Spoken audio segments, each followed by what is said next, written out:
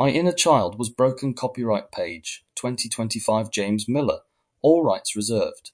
No part of this publication may be reproduced, stored in a retrieval system, or transmitted in any form or by any means, electronic, mechanical, photocopying, recording, or otherwise, without the prior written permission of the author. First edition, 2025 audiobook. This is a work of non-fiction based on the author's life experiences, perspectives, and independent research. The views expressed are personal to the author and do not reflect the views of any organization or institution. Any resemblance to actual persons, living or dead, is purely coincidental unless otherwise stated. This book contains AI-assisted content generated in collaboration with OpenAI's ChatGPT. All ideas, expressions, and theories reflect the author's original intention, with AI used to enhance formatting, style, and cohesion. ISBN 979-899659089. Cover design and layout. James Miller and ChatGPT interior formatting. James Miller. For permissions, questions, or speaking engagements, contact JC Miller Ive Live Co. UK. Foreword. We are shaped long before we are aware of it. This book is for the children we were and the adults we became, not in opposition, but in response. The world doesn't need more noise, it needs more truth.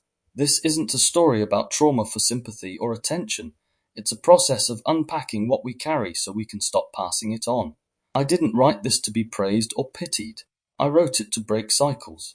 What you're about to read is raw, imperfect, and unfinished, like every human being who survived their childhood and is still trying to understand what that survival cost. If something in here makes you uncomfortable, look at it. That's where the work begins. James Miller. About the author. James Miller is the creator of the Inversiverse, a philosophical and psychological media project exploring the construction of identity, belief, and social reality. His work blends raw personal insight with systems thinking, emotional clarity, and critical theory. He writes to confront illusions, not to escape them. My Inner Child Was Broken is his most personal book to date. To view episodes of the Inversiverse, which dives deeper into many of the subjects discussed in this book, alongside its companion title, The Inversiverse, Waking Up in a World Built to Keep You Asleep, visit James Miller's YouTube and Rumble channels, or to purchase the book, visit Amazon. YouTube, Rumble, Amazon preface. This isn't the book I thought I'd write. I didn't grow up with a dream of becoming an author. I didn't even know what authors were. I knew about silence. I knew about scanning faces to stay safe. I knew how to be invisible. The first draft of me wasn't written in words. It was written in reactions, shame, gestures, and survival instincts. It took me years to realize the story I was living wasn't mine. It was inherited, absorbed, assumed. This book is my attempt to rewrite it. Not to erase the past, but to understand it. Not to blame, but to bring light into what was never spoken. You'll find theory in these pages, but more than that, you'll find feeling. This book isn't about diagnosis or solution. It's about reflection. A mirror held up not to my childhood, but to the imprint it left. If you've ever asked yourself why you feel broken, or if that brokenness was yours to begin with, then this book is for you. James Miller, Part 1. The Shadow of Innocence. A personal and emotional inquiry into the foundations of identity, disconnection, and internalized shame. This section explores early emotional imprints, parental influence, adaptive coping, and the silent scripting of selfhood. Chapters 1. Before I Had Words, Emotional Memory, Proverbal Experiences, and the Invisible Formation of Identity. 2. The Invisible Curriculum, How Schools Shaped Our Sense of Self, Performance, Worth, and Suppression. 3. My Parents Were Once Children Too, Understanding Intergenerational Trauma Without Blame. 4. The Lies I Told Myself to Survive, Adaptive Strategies, False Selves, and Emotional Dissociation. Pause here to undertake the activity. Chapter 1. Before I had words, I wasn't raised with the tools to understand my emotions, let alone express them. I was taught to behave, to adjust, to meet the expectations of those around me. That might sound like discipline, but it was deeper than that. It was social training, subtle signals, a look, a tone, the weight of silence. I quickly learned what was acceptable and what wasn't. Feelings didn't have a place in that system. Not real ones. Not fear, shame, confusion, or sadness. I internalized very early that to be accepted, I had to perform a version of myself that was tolerable to others. So I became that version, compliant, helpful, smiling, polite. A child who didn't cause problems. A child who was easy to raise. But it wasn't easy. I was just compliant. I pushed my real feelings down so deep, they didn't even register with me anymore. If I did show emotion, it was either too much or not appropriate. That's how the world responded to me. So I taught myself how to feel less, how to cut the cord between stimulus and response, how to emotionally vanish on command. This isn't unique. Many of us grew up this way. We were parented by people who were also denied emotional literacy, who themselves had to toughen up, shut down, and carry on. Generations of emotional debt passed forward unpaid. Looking back, I don't blame my parents. I understand now that they were trying. They were doing their best with the models they had. But what I lacked wasn't punishment or attention. It was a reflection, emotional feedback, a sense of safety that let me be vulnerable. What I needed most was someone to say, "You're not wrong for feeling that. Let's sit with it." Instead, I learned to intellectualize my pain, to explain it away, to be logical, to be stoic. But logic doesn't soothe loneliness. Rationality doesn't hold you at night. And stoicism without compassion becomes self-repression. As I got older, I began to notice that most of my emotions didn't show up when they were supposed to. They showed up hours or days or even weeks later, like they had to pass through several layers of filters before they were allowed in. I wasn't emotionally illiterate. I was emotionally firewalled. And yet, on some level, I always knew something was off. That other people weren't navigating the world like I was. That they could respond in real time, cry openly, get angry without self-destruction, be confused without guilt. This chapter isn't about blaming anyone. It's about recognition. It's about understanding the starting point. Because healing doesn't begin with strategy or technique. It begins with honesty, with saying, "I was never taught to feel, but I want to learn." Self-reflection and activity. Awakening emotional memory. The body remembers what the mind forgets. Before language, we were still learning. The body absorbed safety, tension, love, and threat without ever needing words. This is what neuroscientist Dr. Bessel van der Kolk meant when he said, "The body keeps the score." Even in infancy, emotional experiences are recorded somatically in posture, breathing, muscle tone, and internal signals. Emotions don't start in the brain. They start in the body. Then they move upward, processed through the vagus nerve, filtered through the limbic system, and either integrated or repressed. Infants and young children have limited capacity for self-regulation. That means what's felt is far more powerful than what's understood. When those early feelings weren't mirrored or acknowledged, they didn't disappear. They became our baseline, and those sensations of being wrong, unsafe, invisible, or too much often remain beneath our adult identities. You don't need to remember the moment. You only need to feel the imprint. The brain-heart-body connection. Modern science supports what intuition already knows. Our heart and gut have their neural networks. The heart sends more signals to the brain than it receives, influencing emotional processing, attention, and self-perception. When we're emotionally numb or disassociated, this communication is disrupted. Our felt sense becomes blunted. Emotional awareness becomes intellectualized. But reconnection is always possible. Activity. Rewriting the first draft. 1. Recall without words. Sit quietly and breathe. Think back to a time when you were very young, or simply imagine yourself at that age. Don't try to remember specific events. Just tune in to what that child might have felt. Safe, anxious, unseen, too. Draw the emotion. Using colors or symbols, draw what that feeling looks like. What shape does it take in your body? No artistic skill required. 3. Write a message to your younger self. Begin with, "You didn't have words, but you had wisdom. I hear you now." Allow the emotion to speak. 4. Reflect. What surprised you? What sensations lingered? Did you feel resistance?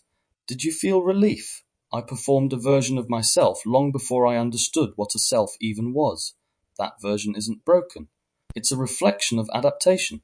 And now it's ready to be reconnected to the truth it had to bury. Pause here to undertake the activity. Chapter 2. The invisible curriculum. School taught me early that truth wasn't something you expressed. It was something you edited. There were correct answers, correct behaviors, correct ways to sit, speak, and exist. And everything outside of that was marked, graded, or punished. It wasn't the lessons that hurt, it was the subtext. The way the system treated curiosity as a problem. The way silence was rewarded was more than insight. The way we were praised was for compliance, not for presence. I remember feeling like school was a stage, and we were all just actors following a script. Put your hand up, don't speak unless spoken to. Don't ask why, don't feel too much, don't stand out. Don't fall behind. We were children, but we were being trained. Not educated. Trained to fit into something we didn't understand. Trained to prioritize outcomes over understanding. Trained to absorb information and suppress emotion. There was no room to feel in school. Emotions make you weak. Confusion made you wrong. Anger makes you dangerous. Sadness makes you unstable. Joy even had to be regulated. Too much and you were disruptive. Too little and you were disengaged. So we learned to perform. Some of us became achievers. Some of us became the class clowns. Some of us withdrew, but all of us adapted. And in adapting, we lost something. I lost the sense that I could ask real questions and expect real answers. I lost the ability to feel confusion without shame. I lost the instinct to trust my perception. And that's the invisible curriculum, the one no teacher ever wrote on a board, but every child absorbed. That your worth is conditional, that your value is external, that your identity is a role to be graded. I didn't realize until much later that what school taught me wasn't how to think, but how to disconnect. From myself, from my needs, from the present moment. And yet, the teachers weren't villains. They were participants in the same system. They were often just as afraid, just as exhausted, just as scripted. Many were trying to help, but the structure didn't allow it. What I needed wasn't a better grade. I needed someone to say, "You make sense even when the system doesn't." Until we acknowledge the curriculum beneath the curriculum, we'll keep sending kids into buildings that teach them to perform, obey, and forget who they are. That's not education. That's emotional exile, and it's time we come home. It's about recognition. It's about understanding the starting point. Because healing doesn't begin with strategy or technique. It begins with honesty. By saying, "I was never taught to feel, but I want to learn." Self-reflection and activity. Reconnecting with emotion. Understanding the brain. Art connection. Emotion isn't just a byproduct of thought. It's a signal, a response, a message from the body. Studies from the Heart Math Institute and neurocardiology show that the heart has its complex neural network, often referred to as the heart brain. This means it can process, remember, and even influence decision-making and emotional perception independently from the brain. When we feel, we're not imagining things, we're receiving somatic signals. These signals originate from the body and limbic system and often bypass the logical brain entirely. That's why emotions can be overwhelming or confusing. They don't speak in words. They speak in sensations, tightness, warmth, tension, shakiness, pressure, and lightness. This language of feeling is not designed to be rational. It's designed to be felt. When you're emotionally triggered, when triggered, your brain enters a defensive state. The amygdala activates, scanning for danger. Blood flow is redirected from the prefrontal cortex to the survival brain. This hijacks your ability to communicate calmly, think clearly, or even access compassion for yourself or others. That's why arguments escalate. Why do words come out that you don't mean? Why children can't just calm down on demand? Because in that moment, your system isn't designed to understand. It's designed to survive. The goal isn't to eliminate emotional responses. It's to increase awareness and recovery time. Activity, naming the unspoken one. Scan your body, sit quietly, breathe. Close your eyes. Notice, where do you feel tension? Warmth? Heaviness? Don't name the emotion. Just name the sensation. 2. Assign it a message. Ask, if this sensation could speak, what would it say? E.g., I feel ignored, I need safety, I'm not okay. 3. Respond with curiosity. Write a short letter about the feeling, even if it's uncomfortable. Let it speak without judgment. 4. Reflect. What did you learn? What part of you was asking to be seen? I didn't know what I felt, only that I wasn't allowed to feel it. James Miller. It's about recognition. It's about understanding the starting point. Because healing doesn't begin with strategy or technique. It begins with honesty, with saying, I was never taught to feel, but I want to learn. Pause here to undertake the activity. Chapter 3. My parents were once children too. For a long time, I looked at my parents as figures, not people. They were the narrators of my world, the arbiters of right and wrong, safety and danger, praise and punishment. Their voices became the architecture of my self-perception. But I never stopped to wonder. Who were they before they became parents? I used to think healing meant cutting ties with the past. Now I realize it means understanding it. Not an excuse, not erasing, just seeing clearly. My parents were once children too. Children with fears, unmet needs, and invisible wounds. Children are shaped by their parents, who were shaped by theirs. That doesn't make what I experienced okay. It makes sense. They didn't always have the language to explain what they felt, or the space to express it. They were told to be strong, to be quiet, to be good, to carry on. They didn't have therapy or trauma-informed education. They had survival. They had social pressure. They had repression dressed up as responsibility. And into that legacy I was born. So many of the things that hurt me weren't intentional. They were inherited patterns, unexamined scripts. My parents weren't trying to break me. They were trying not to break themselves. Understanding this doesn't erase the impact. It reframes the source. Instead of asking, why did they do this to me? I started asking, what happened to them? And that opened a doorway, not to reconciliation necessarily, but to truth. When we see our parents as people, we reclaim our personhood. We stop waiting for apologies that may never come. We stop hoping they'll become someone they can't. We start grieving, not just what we went through, but what they never received either. This doesn't mean denying your pain. It means placing it in context, holding both. They hurt me and they were hurting too. That's not a contradiction. That's complexity. And maturity lives there. I no longer need my parents to understand everything about me. I understand enough now to hold myself. And in doing so, I can see them more clearly, not as heroes or villains, but as people who never got to finish their healing before passing their pain on. And that is how generational trauma works. It's not about who screamed the loudest. It's about what was never said. It's about what we internalized in silence, what we made it mean about us, what we carried to feel loved, and what we lost trying to feel safe. I'm not writing this to blame. I'm writing it to stop the bleeding, to say, it ends here. Self-reflection and activity. Uncovering the inherited story, compassion without excuse. When we explore our childhoods, it's easy to tip into blame or denial. But the truth sits somewhere in the middle. Your pain is valid, and your parents were struggling. One doesn't cancel the other. Neuroscience shows that trauma isn't just about what happens to us, but what happens inside us, especially in relationships that were supposed to feel safe. Studies in epigenetics now demonstrate that stress and trauma can alter genetic expression, meaning the pain your parents never processed may live in your biology. Your task is not just to understand your past, but to update your nervous system with new experiences of safety, clarity, and self-worth. When you feel triggered by family, your body keeps the original score. A tone of voice, a memory, a phrase, and suddenly you're 5 years old again. It's not regression, it's reactivation. Until those wounds are witnessed with compassion, they'll replay themselves. Healing means building new pathways, naming patterns, replacing shame with understanding. Activity, the family mirror 1. Sketch a family tree, but for emotion. For each close family member, write one emotional trait or pattern they passed on, e.g., silence, criticism, anxiety, protectiveness. 2. Identify inherited beliefs. What statements were common in your household? E.g., don't talk back, stop crying, you're too sensitive. How have those shaped you? 3. Write a letter of clarity, not blame. Choose one parent or caregiver. Begin with, I see now that you were, and explore their humanity, not their faults. Or, offer yourself what they couldn't.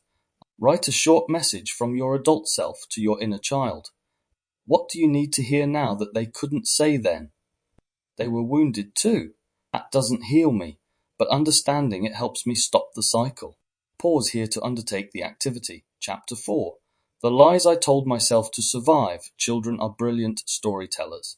not with words, but with meaning. We learn early to craft narratives that help us feel safe, loved, or at least tolerated. And when reality doesn't make sense, when love feels conditional or absent, the mind invents a story to survive. My story was this: if I'm quiet enough, good enough, useful enough, I won't be abandoned. No one said those words to me. I wrote them myself, with my body, through the feedback I received, the reactions I got, the cold silences, the approval when I performed well, the rejection when I questioned. These weren't isolated experiences. They were the fabric of childhood.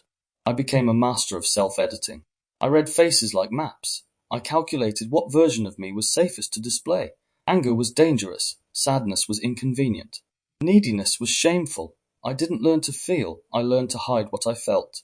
This is how dissociation begins. Not as some dramatic psychological event, but as 1,000 tiny concessions. A child who senses that their authentic expression leads to punishment, even subtle forms like eye rolls, dismissals, or being ignored, will begin to fracture. They learn to split off parts of themselves to preserve connection. They learn to lie to themselves just to keep love. I convinced myself I didn't need affection. I preferred being alone, that I was strong, detached, and analytical. But these weren't truths. They were shields. Behind them was a boy who desperately wanted to be held, to be heard, to be told he mattered without having to perform for it. As I got older, those lies hardened into personality traits. People praised me for being independent, for being stoic, for not needing anyone. But independence born of trauma is isolation in disguise. And stoicism without feeling is just repression. I didn't lie to be deceitful. I lied because I had no other way to make sense of what I felt. Because I thought the truth would make me unlovable. Because no one around me had the tools to reflect my inner world with clarity. So I became who I thought I needed to be. And in doing so, I lost sight of who I was. Healing has been the process of reclaiming those lost fragments. The sad kid, the angry kid, the needy kid, the joyful one, the creative one, all the selves I buried to survive. And each time I uncover a new piece, I realize those weren't flaws. They were parts of me waiting for permission to live. We don't survive childhood by staying whole. We survive by adapting. But what saves us then can trap us later. The false self is clever, convincing, and even admired by society. But it's lonely. It's numb. It's exhausted from pretending. To stop lying to myself, I had to get quiet. To listen not to my thoughts, but to my body, the tightening in my chest, the tension in my jaw, the clenching of my stomach. The body never lies. It remembers the truth. Some days I still catch myself performing, still trying to be impressive, agreeable, in control. But I notice it now. And in that noticing, I soften. I return. I breathe. There is no shame in the lies we told to survive. Only grief. And beneath that grief, a doorway to authenticity. I walk through it, one truth at a time. Self-reflection and activity. Reclaiming the fragmented self, when survival becomes identity. The nervous system remembers what the conscious mind forgets. When you experienced emotional disconnection or felt unsafe expressing yourself, your brain adapted, not by logic, but by wiring around pain. Research in affective neuroscience, especially the work of Dr. Stephen Porges and his polyvagal theory, shows how our sense of safety governs our ability to connect, communicate, and even think clearly. When the body senses danger, real or perceived, it moves into defense, fight, flight, freeze, or fawn. Many of us have spent years in a chronic state of emotional fawning, appeasing, placating, overperforming, not out of manipulation, but out of fear that being fully ourselves would lead to rejection. This self-abandonment creates inner dissonance. Over time, it can lead to anxiety, burnout, and a haunting sense of inauthenticity. But this pattern isn't who you are. It's a strategy that once worked and now asks to be retired. Activity, truth mapping 1. Identify one area where you feel emotionally drained. Is it at work, in your family, or with friends? What persona do you wear there? 2. List 3 statements you've told yourself to cope. E.g., I don't care, I'm fine on my own, it's not a big deal. Are they true? 3. Close your eyes and place a hand over your heart. Breathe deeply. Ask, what feeling have I been suppressing to keep this lie alive? Just observe 4. Draw 2 columns. On the left, write, the lie that protected me. On the right, write, the truth I'm learning to live. Fill them in honestly. 5. Choose one truth to embody this week. Something small but brave. Something real. The lie helped me survive. But I no longer want to survive. I want to live. Part 2. Body, Brain, and the Programmable Self. A reflective and analytical exploration of how society, culture, and belief systems shape perception, behavior, and identity. This section uncovers the subtle programming of consciousness through media, institutions, language, and power structures. Chapters 5. The body as a biological machine, understanding the body as a programmable system influenced by biology, stimulus, and adaptation. 6. Neurodevelopment and emotional formation, how the brain forms through experience, and how emotions become embedded into our early cognitive wiring. 7. The shadow code, how we internalize dysfunction, exploring the hidden programming we absorb from trauma, culture, and authority figures. 8. The myth of the rational mind, why logic alone cannot override emotional learning, and how the unconscious governs our perception and behavior. The realities of psychiatric treatment, neurodivergence, emotional suppression, and pharmaceutical control. Chapter 5. The body as a biological machine. The human body is not just flesh and bone. It is a system of code, a reactive, adapting, and programmable mechanism shaped by everything it experiences. From the first breath, the body begins collecting data, not in words or thoughts, but in sensations, patterns, and reactions. It doesn't wait for you to understand, it adapts. As children, we didn't choose how to survive. Our body decides for us. It flinched, tensed, curled, or froze when it perceived a threat, whether that was a raised voice, a withdrawn parent, or a moment of abandonment. These weren't dramatic traumas by textbook definitions. They were silent, subtle signals of unsafety that coded themselves into muscle memory and breath. Over time, the body learned to protect itself, to anticipate patterns, and to minimize risk, even if it meant suppressing emotions or altering identity. For some of us, the feeling of tension became a kind of normal. I remember moments of being on edge where silence in the house didn't feel peaceful. It felt loaded. My body would anticipate conflict before anything was said. It wasn't fear in the obvious sense, it was just a readiness, a low-level hypervigilance that ran quietly underneath daily life. These adaptive responses, tension, dissociation, chronic pain, and emotional shutdown were not conscious decisions. They were embedded by the nervous system as protective behaviors. As Bessel van der Kolk explores in The Body Keeps the Score, trauma is not held as memory alone, but as a physiological imprint. Even the inability to relax or the compulsion to overfunction can be signs of embedded stress circuitry. When comfort wasn't consistent, the nervous system took over. We stopped resting naturally and learned to stay alert, ready to explain ourselves, fix everything, or disappear. These aren't conscious strategies. They're responses stored in fascia, posture, and stress hormones. You might now walk into a room and feel your heart race, your stomach tighten, even though no threat is present.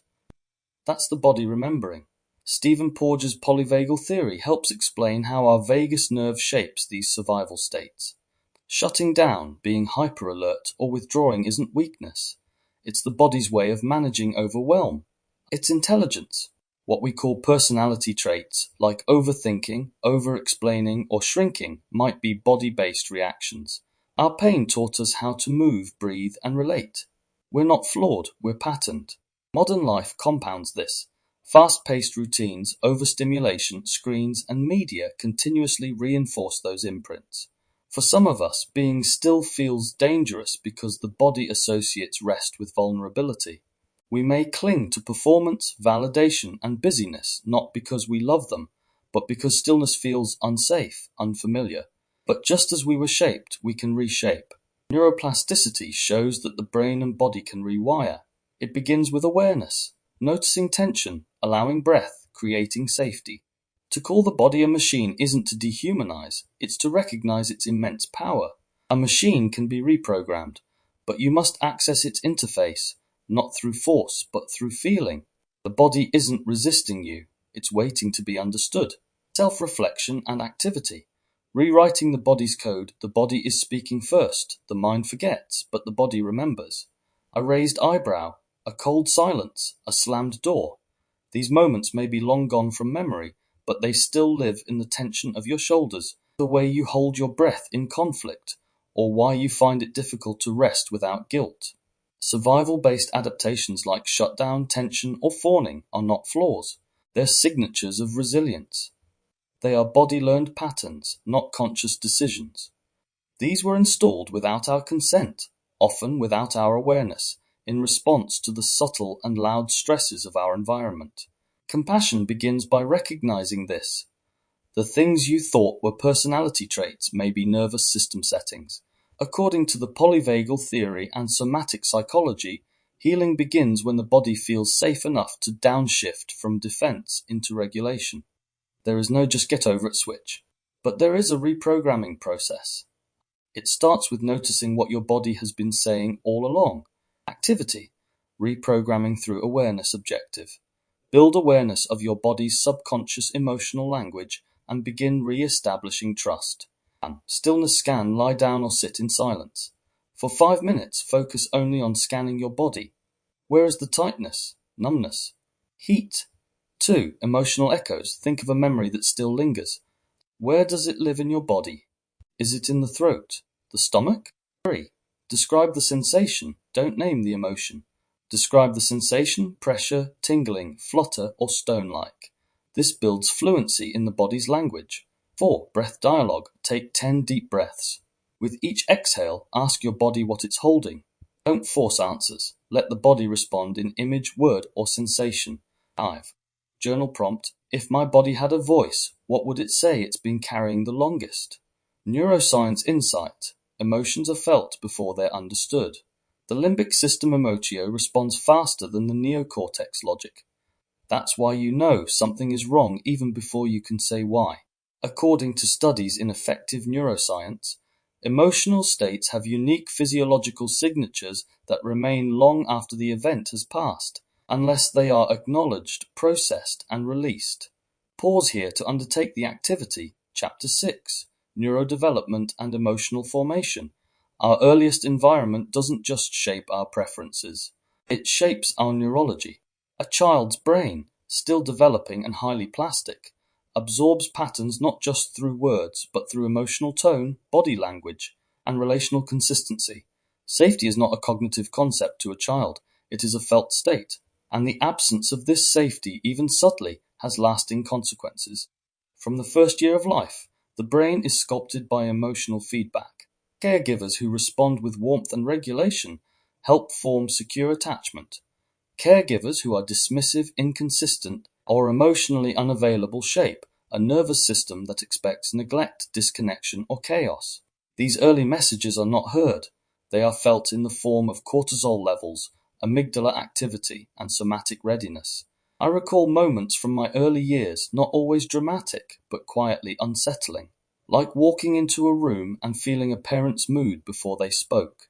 Their silence didn't just say nothing, it communicated everything. My body learned to become attuned, to predict, to adjust, hyper-aware of microshifts. Emotional language wasn't modeled, so I didn't learn to name feelings. I learned to read atmospheres.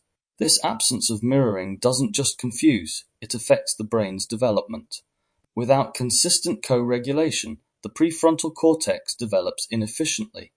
Instead, children may default to survival strategies such as shutting down, pleasing others, or dissociating. Studies in attachment theory demonstrate how emotional expression is formed through social mirroring. When a caregiver responds empathetically to a child's distress, the child learns, my feelings are valid and manageable. But when the response is indifference, irritation, or shame, the message becomes, my feelings are dangerous or inconvenient. In my case, when I expressed fear or sadness, I often felt dismissed. Not because my caregivers were malicious, but because they didn't have the tools. They were overwhelmed, tired, or reliving their own suppressed emotions. So I learned to internalize, to figure things out on my own. I became emotionally self-reliant, but also emotionally disconnected. This adaptation often gets mistaken for resilience, but emotional independence developed from necessity, not choice, is a survival mode. It blocks intimacy and self-awareness. We grow up intelligent but disconnected from ourselves. Later, we might wonder why we feel numb, why conflict overwhelms us, or why trust feels impossible. The answer lies in early neural wiring that was built not just on what happened, but on what didn't. Research shows that children raised in unpredictable or emotionally invalidating environments often develop heightened amygdala responses and weakened prefrontal regulation. This makes it harder to pause, reflect, and regulate emotions. Shame becomes a reflex. Emotional triggers become threats, not invitations. Oxytocin, the bonding hormone, plays a vital role in emotional memory. It's not just about bonding, it's about how safety gets stored. In its absence, the brain prioritizes protection over connection. And when connection feels unsafe, we build identities around performance, invisibility, or control. But understanding this offers an opening. The brain remains plastic throughout life. Through therapeutic relationships, emotional attunement, and new models of safety, we can rewrite the script. The nervous system can learn to trust, feel, and rest again. Healing isn't about logic, it's about experience. You cannot think your way into trust. You have to feel it consistently enough for the body to believe it. Self-reflection and activity, teaching the brain a new story, unlearning the unspoken. Emotional development begins with what we feel, not what we know. When we were met with silence instead of comfort, criticism instead of curiosity, our brains rewired around survival. These weren't one-time events, they were repeating scripts. Naming those early scripts allows us to intervene. And when we intervene, we do not just reclaim our story, we reclaim our biology. We are not simply adults carrying emotional baggage. We are nervous systems carrying historical data. By reflecting, repatterning, and offering the emotional attunement we never received, we begin to rewrite the nervous system's operating system. Activity. Emotional reparenting through neuroawareness, objective, connect early emotional experiences to current behavioral and emotional patterns using a neurodevelopmental lens. 1. Emotion timeline. Draw a timeline of your childhood from birth to 18. Mark moments of emotional neglect, silence, confusion, or shame. 2. Missing mirroring. Identify where emotional responses were not mirrored. What feelings did you hide? What emotions were not safe? 3. Behavioral echoes. List 3 adult behaviors, e.g., overthinking, people-pleasing, isolation. Trace each back to a moment on your timeline. 4. Rewriting the circuit. For each, write one sentence your child self needed to hear. Speak this out loud, slowly. 5. Safety ritual. Create one small daily ritual to activate oxytocin, e.g., self-soothing touch, breath work, eye contact with a safe person, gratitude, reflection. Neuroscience insight. Studies in interpersonal neurobiology and co-regulation show that consistent emotional attunement reshapes the brain's stress pathways. Dr. Daniel Siegel's work reveals that a process called integration linking emotional and logical brain centers occurs when experiences are reflected, named, and reprocessed, especially in safe relational contexts. Pause here to undertake the activity. Chapter 7, The Shadow Code, How We Internalize Dysfunction. Children don't just learn by being told, they learn by being shown, by absorbing tone, silence, expressions, and patterns. The body registers what is repeated. The nervous system is programmed not through logic, but through lived emotion. When a child is raised in a space where unpredictability, control, invalidation, or emotional shutdown becomes the norm, they don't question the dysfunction, they internalize it. This internalization becomes what I call the shadow code, the silent lessons that shape our personality, our coping mechanisms, and our sense of worth. Not because they were true, but because they were necessary. These are the rules that whisper, stay quiet, don't take up space, love is earned, or you're too much. As a child, I often picked up on the unspoken expectations in my environment. Emotions weren't expressed openly. They leaked out in sarcasm, tension, or distance. I learned that sadness made people uncomfortable, that anger was dangerous, and that vulnerability was a liability. My role became the peacekeeper, agreeable, invisible, always reading the room. Not because I chose to, but because my nervous system interpreted it as safety. Later in life, I began to notice how this shadow code shaped my adult relationships. I avoided confrontation, struggled to ask for help, and felt shame whenever I had a need. Even in safe environments, my body anticipated a threat. I'd feel tension in my shoulders, shortness of breath, and an urge to retreat, even when no one was judging me. These weren't personality quirks. They were protective strategies. Psychological research, especially in developmental trauma and attachment theory, confirms this. Children raised in emotionally unpredictable environments often develop what's called a false self, a curated persona built to gain approval or avoid harm. Over time, we forget that it's a mask. We believe we are what we perform. There's a deep sadness in recognizing how much of our personality was shaped in response to pain. But there's also power in seeing it, because what was learned for survival can be unlearned in safety. Cultural norms often reinforce this shadow code. Stoicism, independence, and emotional repression, these traits that are praised in many societies. So we become rewarded for our disconnection. We might excel in work, manage others' emotions, or seem strong on the outside. Meanwhile, our inner child is still waiting to be seen. I remember a moment when someone close to me showed me genuine care, not performative, not out of obligation, but real presence. And I froze, not because I didn't want it, but because my nervous system didn't know what to do with it. It was foreign. That's when I realized safety felt unsafe. This is the trap of the shadow code. We internalize dysfunction so deeply, we mistake it for identity. We become self-reliant to avoid disappointment. We fawn to avoid abandonment. We numb ourselves to avoid overwhelm. But healing doesn't require us to shame these patterns. It requires us to understand them. These adaptations were intelligent. They kept us afloat. And now, with awareness, we can begin to lay them down. Self-reflection and activity. Reclaiming the hidden blueprint, seeing the script. Before we can change the story, we need to recognize the script. The shadow code isn't written in words, it's written in the emotional reflexes of our bodies. The way we flinch at kindness, brace for conflict, or dismiss our own needs. These are not flaws, they are clues. This activity is about decoding the unconscious rules you inherited and permitting yourself to rewrite them. Activity, the shadow journal, objective, identify and disrupt internalized dysfunctional patterns formed in childhood.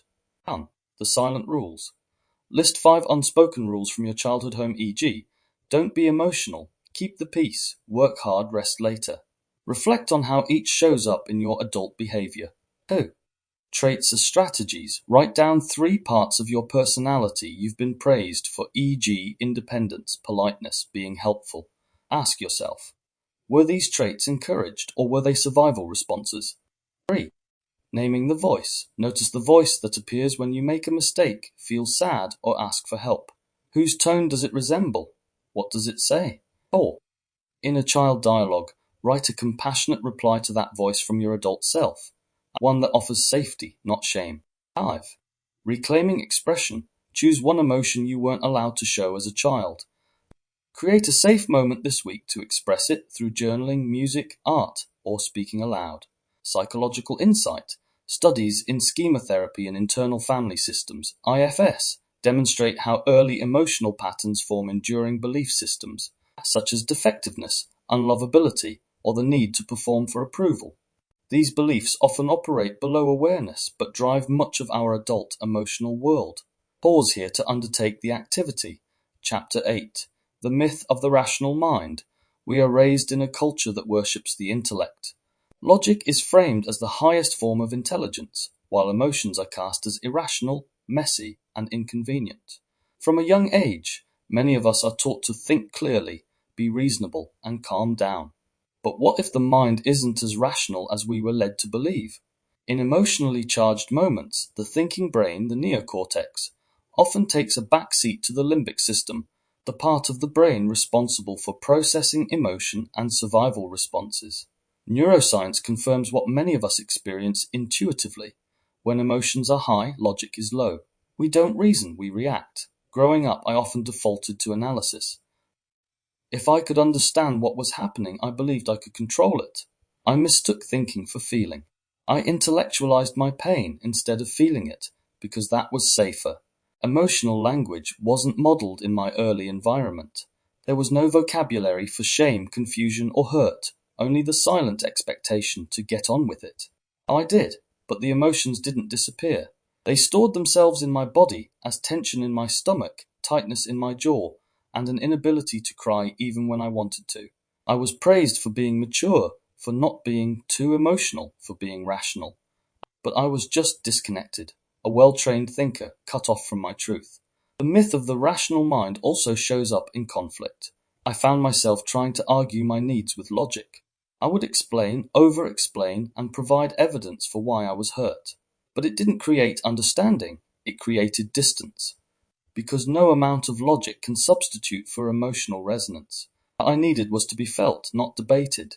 In adulthood, I began noticing how quickly my brain jumped to explain away discomfort.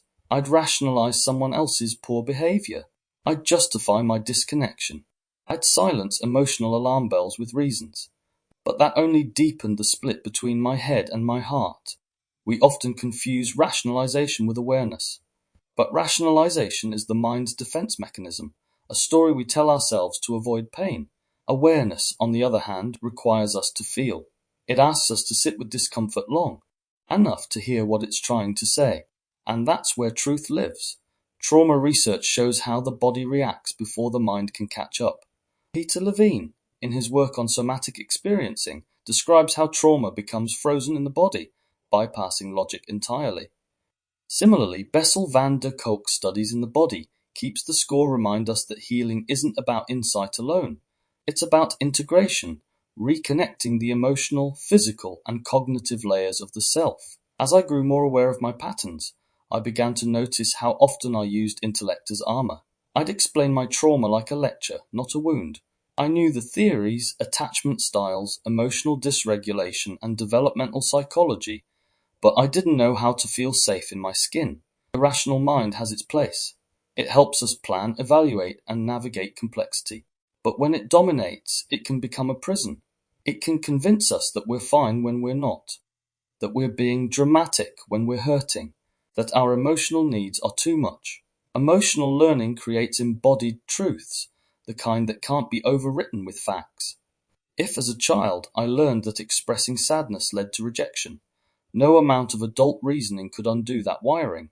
It had to be repatterned through safe emotional experiences, through presence, through being seen, not explained. Now I try to pause when I feel the urge to rationalize. I ask myself, what's happening in my body? What am I avoiding feeling? What truth lives underneath the story I'm telling myself? This isn't easy work, but it is necessary. Because integration doesn't mean abandoning reason, it means inviting emotion back into the conversation.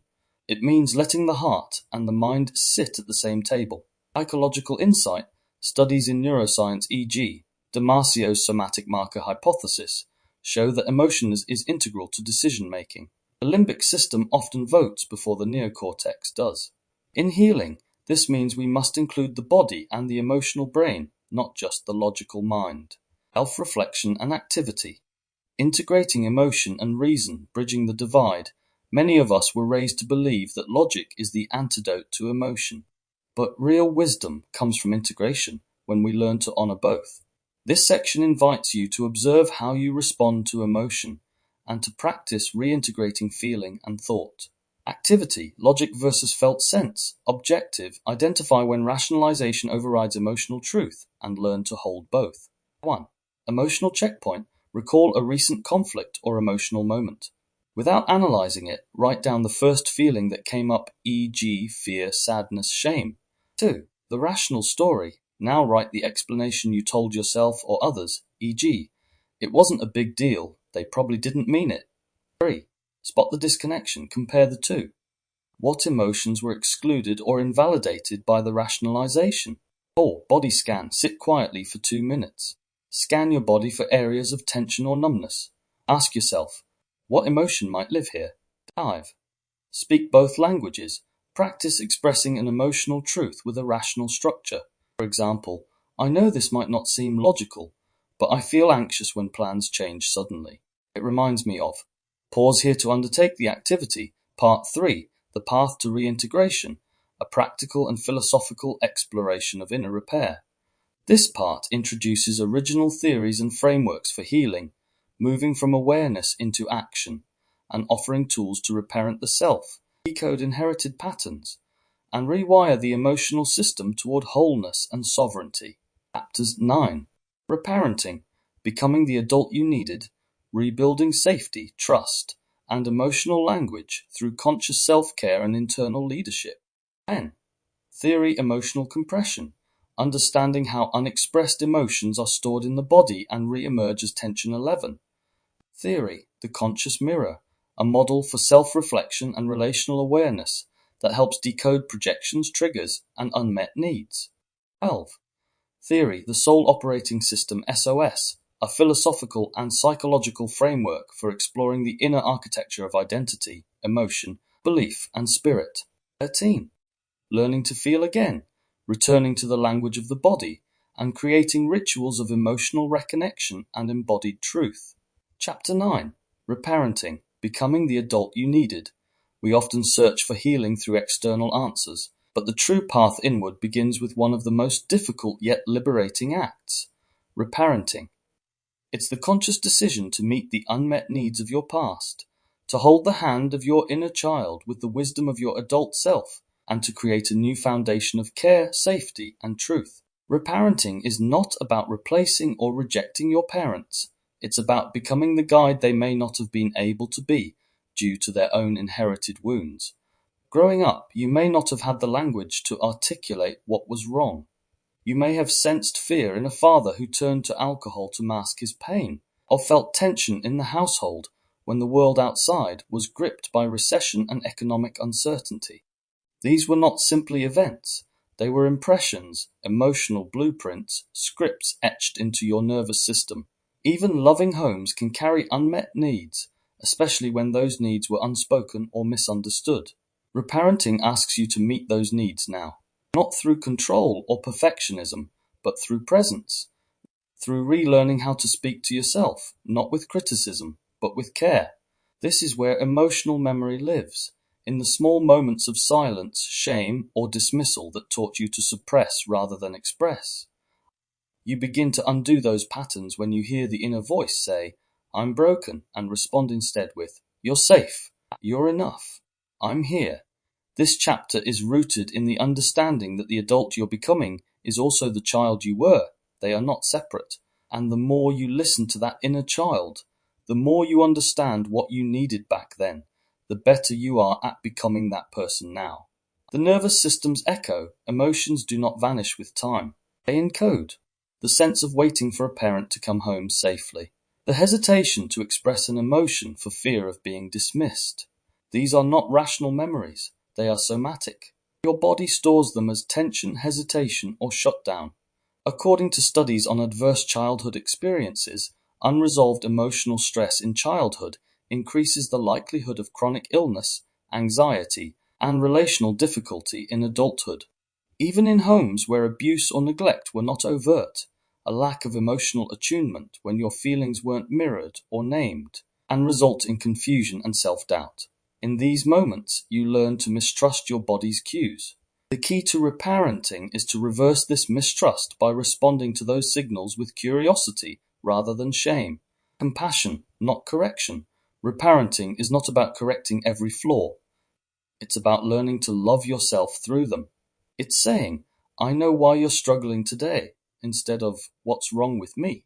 It's replacing inherited shame with self-understanding. When you feel overwhelmed and default to old habits, isolation, people-pleasing, and self-criticism, parenting allows you to pause and ask, what would I have needed at that moment in childhood? This is also where adult rituals become healing. Practices like journaling, taking space for solitude, using self-affirming language, or even asking others for support become acts of inner parenting. These aren't indulgences, they're medicine. Internal safety and trust. Self-trust doesn't arise through intellect alone. It is built through emotional consistency, the kind of consistency you may not have had. By creating internal boundaries, I don't need to respond to every demand immediately, or I can say no without guilt. You slowly signal to your nervous system, "I've got you." One powerful method is somatic presence, grounding in the body through breath, awareness of sensations, and noticing your emotional state without judgment. When you begin to do this consistently, you teach your body that it is safe to feel. that it is safe to exist. The adult you're becoming, you are not meant to be a perfect parent to your inner child. You are meant to be a present one. The adult you are becoming doesn't punish you for struggling. They listen. They say, it's okay to feel this way, instead of you shouldn't be feeling this. The adult version of you no longer abandons themselves just because others did. They don't over-explain or try to prove their worth. They rest in it. Reparenting is less about doing and more about being kind, being consistent and being aware, and most of all, being loving. Self-reflection and activity, becoming the parent you needed, repairing the emotional thread. Neuroscience tells us that emotional pain activates the same brain regions as physical pain. This means that invalidation, dismissal, or emotional neglect hurts biologically. Studies on neuroplasticity show us that emotional patterns can be rewired, but only through consistent, embodied experiences that contradict old trauma scripts. Your body doesn't forget the moments of disconnection, but it can remember new moments of care. That's where the work begins. Activity, building the inner parent. 1. The voice of compassion. Write down the common critical thoughts you experience when you're struggling. Then beside each one, write a gentle, affirming response you wish you had heard as a child. 2. Memory revisit. Choose a memory where you felt unsupported or ashamed. Now, close your eyes and imagine your adult self walking into that memory and responding to the younger you with kindness and reassurance. Let your body feel the difference. 3. Create a reparenting ritual, whether it's 5 minutes of daily stillness, a self-hug, or saying, "You are loved" in the mirror. Create a habit that builds inner safety. Stick to it for 7 days. 4. Letter to your younger self. Write a letter beginning with, "You never deserved," and end with, "I promise to." Let it flow freely. 5. Recognize your growth. List 3 things you now do, emotionally or practically, that once felt impossible. These are signs of your reparenting journey. You are not responsible for the wounds that were given to you, but you are responsible for the healing that follows. Pause here to undertake the activity. Chapter 10. Theory, emotional compression. We often think of emotions as something we express or suppress, visible waves on the surface of our lives. But what if emotions also compress? What if, instead of exploding or vanishing, they condense under pressure, taking up residence deep within the body? Emotional compression is the internalization of emotion without safe expression. It is the nervous system's survival strategy when feelings become too large, too threatening, or too invalidated to surface. This isn't simply a metaphor. Neuroscience has shown that unprocessed emotions can alter brain function and are correlated with physiological symptoms, including muscle tension, fatigue, chronic inflammation, and digestive issues. Emotional compression is a strategy forged in childhood when expressing vulnerability came with consequences: ridicule, withdrawal of love, punishment, or isolation. A note on this chapter's style. Unlike the rest of the book, this chapter emerged from a direct dialogue between me and an AI system. Initially, I asked the AI to analyze patterns in my behavior and reflections, based on answers I provided to in-depth personal questions. At that point in the writing journey, I was curious to see how my story might be reflected to me through a different lens, not to outsource my truth, but to observe it from another vantage point. Later, I chose to move away from that style of interaction and return to a fully narrative first-person voice throughout the remainder of the book. However, I chose to keep this chapter intact, not just as a record of those earlier conversations, but as a unique entry point. It shows another dimension of self-awareness, the phase of insight gathering before full integration. The tone is more interpretive, slightly observational, and reflective of the transitional space I was in.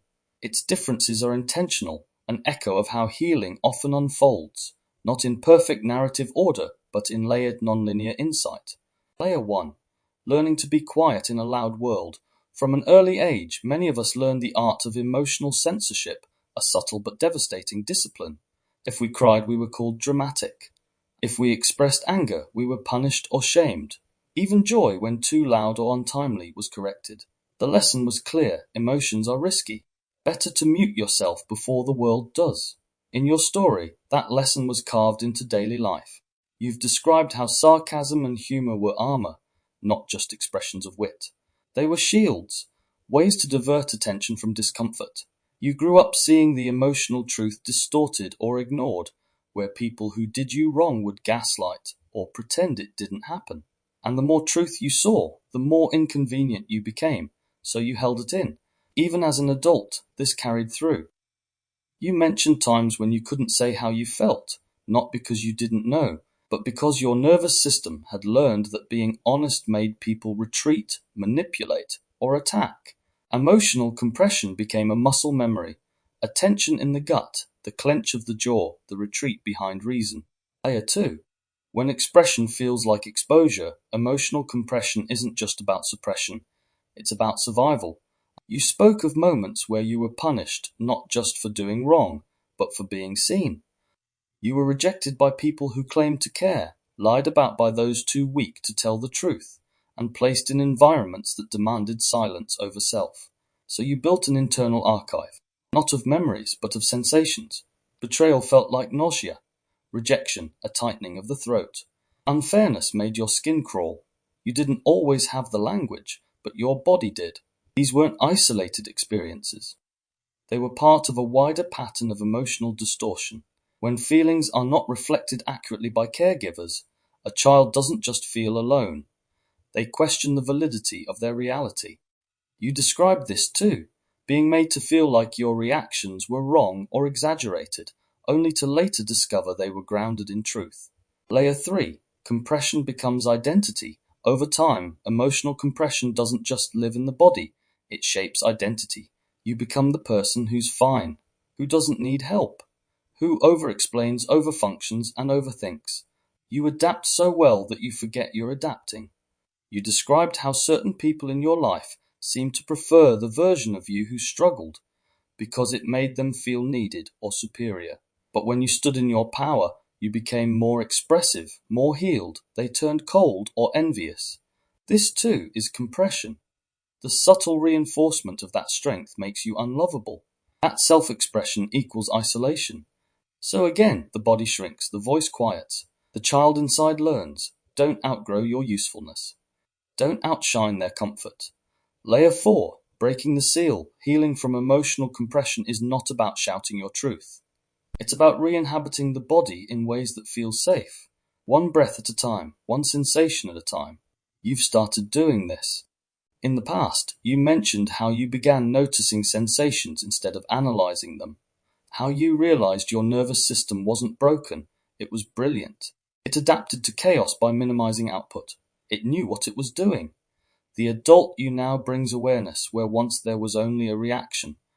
You hold compassion where there was only critique. You understand now that emotional strength is not suppression, it's spaciousness. It's the ability to stay present with what arises without collapsing into it or cutting it off. Layer 5. A different kind of strength. There were times when your honesty cost you a connection. When you spoke the truth and were met with defensiveness, silence, or abandonment. These weren't just social losses, they were wounds to your emotional system.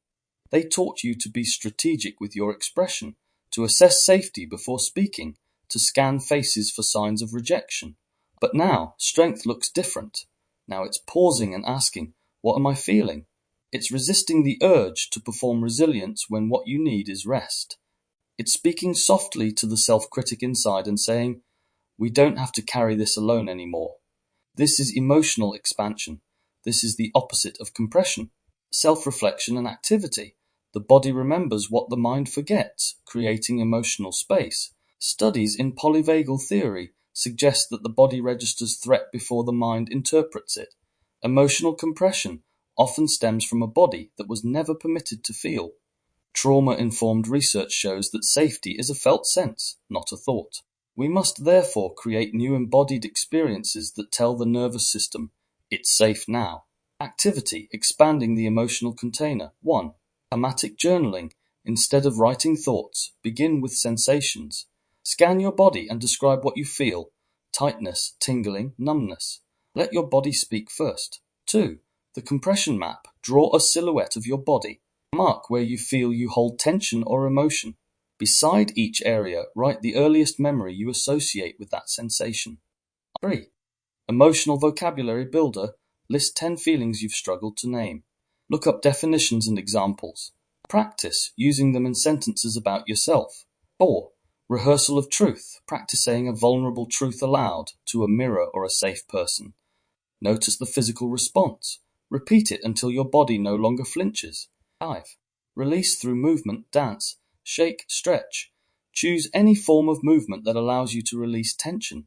Let your body move how it wants, not how it should. 6. Message to the body. Write a letter to your body, thanking it for what it carried. Apologize for what it had to compress. Commit to listening from now on. 7.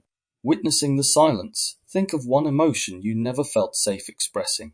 Visualize what it would look like if it had a voice, a shape, a color. Let it speak. 8. Safe embodiment ritual. Each morning, before checking your phone or speaking, place your hand on your heart and breathe deeply for 2 minutes. Say aloud, I'm safe to feel. Body story playback. Choose a significant memory. Describe only what the body felt during it, not what happened. Begin learning your body's language. 10. The uncompressed self. Imagine yourself 10 years from now, fully expressive, emotionally fluid, at peace. What do you wear? How do you speak? Who surrounds you? Journal this as a promise. There is no such thing as a silent emotion, only one waiting to be heard. Pause here to undertake the activity. Chapter 11. Theory, the conscious mirror. Much of adult dysfunction isn't the result of conscious belief, but of mirrored emotional patterns learned in early life. The conscious mirror proposes that identity, emotional intelligence, and inner narratives are not self-created in isolation. They are shaped through reflection. What was seen in the faces, behaviors, and emotional responsiveness of the earliest caregivers became the internal template for how one relates to oneself and others. Where emotional mirroring was inconsistent, conditional, or distorted, children adapt by creating internal representations that make sense of the chaos. Over time, these impressions solidified into seemingly fixed traits: people-pleasing, hypervigilance, avoidance, or emotional shutdown, not because those were chosen, but because they were reflected. Reflections that shape reality. Emotional mirroring is a biological necessity for human development. When a caregiver responds to a child's distress with attunement, the child learns, I make sense, I matter, I am safe to feel. When distress is ignored, punished, or mocked, a different message is internalized. My emotions are wrong, dangerous, or a burden. Some children absorb not only silence, but also misattunement. Where joy was met with indifference, their sadness with irritation, their questions with shame. In such homes, the mirror was cracked, reflecting not the child's truth, but the emotional limitations of the adult. This created confusion and distortion, leading to a loss of emotional clarity. Affection might have been present, but conditional. For example, some children learn that being helpful and emotionally low maintenance is the best way to earn love. In such cases, survival required becoming what the parent needed, not expressing what the child felt. One such example of my own came from growing up in a home where emotional needs were only responded to when convenient, at times, a harsh truth. In many moments, love had to be performed to be received. This created a belief that feelings needed to be subdued, altered, or repackaged in a socially acceptable way, especially for the benefit of others. As a child, I became invisible in my own story to maintain proximity to care. Emotional echoes in adulthood. The consequence of growing up without a clear mirror is not merely confusion, it's fragmentation. Without consistent emotional reflection, children construct identities around absence, creating personalities designed to avoid re-experiencing the pain of disconnection. These identities often persist well into adulthood. In adult life, moments of vulnerability might trigger disproportionate shame. Praise might feel unsafe. Comfort might be met with discomfort. In social settings, a person might mask discomfort with humor or performance. These behaviors aren't flaws. They are the long echoes of emotional lessons absorbed when the mirror was broken. There were times when receiving affection caused physical discomfort, a suspicion that it was manipulative or would be taken away. Eye contact during expressions of care felt almost unbearable. When connection finally emerged, it triggered a deep sadness, not because of what was present, but because of what had been missing. Another repeated pattern I identified was in communication, needing to suppress truth, nuance, or emotional color in favor of silence, so as not to disrupt others. This became a default habit in adult relationships, measuring every sentence, second-guessing every tone. Reclaiming the mirror, healing begins by finding new, accurate reflections. This can come through therapy, safe friendships, spiritual connection, or embodied practices. When someone truly listens, validates, and honors emotional truth, a new template begins to form, one based on authenticity rather than adaptation. Moments where emotional needs were dismissed as being too sensitive or met with irritation can be revisited, not to relive the pain, but to understand the context. These weren't failures of mine as a child, but of the emotional environment. Over time, reparenting strategies allowed for an internal shift. Journaling, creative expression, and speaking aloud inner truths help build an accurate emotional map. The mirror begins to clarify, not through others, but through inner witnessing. New moments of relational safety, being accepted without explanation, being believed without proof, began to update my nervous system. Those moments didn't erase the past, but they rewrote what was possible. The power of recognition, as the mirror becomes clearer, the old survival roles, the helper, the quiet one, the perfectionist, can be seen for what they were, protective costumes. These weren't flaws but responses. With recognition, compassion naturally arises. And with compassion, change becomes possible. To reclaim emotional truth is to reclaim choice. No longer must the past dictate the present. New emotional experiences update the internal mirror, layer by layer, until it reflects something more whole, more accurate, and more deeply human. Self-reflection and activity. Healing the internal mirror. Valid reflection creates inner clarity. Our neuroscience shows that accurate emotional mirroring in early life supports the development of a stable sense of self. Misattunement, on the other hand, wires the nervous system for confusion, over-adaptation, and shame. By cultivating environments where truth is mirrored accurately, including within oneself, those early patterns begin to shift. Activity, rebuilding the mirror. 1. Identify the inherited reflection. Write down common emotional messages absorbed growing up, e.g., crying is weakness, stay quiet, don't need too much. 2. Name the mask. What roles were adopted to maintain connection or avoid punishment? E.g., the achiever, the caretaker, the invisible one. 3. Find accurate reflections. Recall moments, even small ones, where someone saw you clearly and responded with empathy. What did that feel like? 4. Create a new response. Choose one recurring emotional pattern and write a new internal script. Instead of "why am I so needy?" try "my needs are signals, not shame." 5. Mirror in the body. Stand in front of a mirror and practice speaking validating phrases while holding eye contact. 6. Explore safe witnessing. Share a recent emotional experience with someone safe. Ask only for listening, not advice. Reflect on how your nervous system responds. 7. Track old echoes. Over a week, journal moments when you felt small, confused, or dismissed. Explore which past reflections those feelings echo. 8. Self-compassion practice. Place your hand on your chest when emotions feel heavy. Remind yourself, this feeling is valid even if it wasn't mirrored before. 9. Constructive exposure. Gently allow yourself to be seen in a way that would have once felt unsafe, sharing your opinion, receiving praise, or asking for support. 10. Integration statement. Write a sentence that merges past recognition with current reality, such as, "I was seen incorrectly, but I now choose to see myself." The mirror was cracked, but the reflection was never your fault. Now you choose what truth is worth reflecting. Pause here to undertake the activity, Chapter 12. Theory, the soul operating system, SOS. Every person grows up within an emotional ecosystem, a kind of invisible code that governs how emotions are processed, repressed, or expressed. The soul operating system is not a single belief or wound, but a full structure, a unique integration of memory, adaptation, emotional imprint, and identity script. It's the unconscious software driving how one feels about oneself and relates to the world. Unlike the mind's more surface-level scripts, the SOS runs deep. It's less about thoughts and more about instincts. It's what flinches when there's no danger. It's what holds back tears before realizing you're crying. It's the sensation of being too much or not enough before any words arrive. This system isn't broken, it's protective.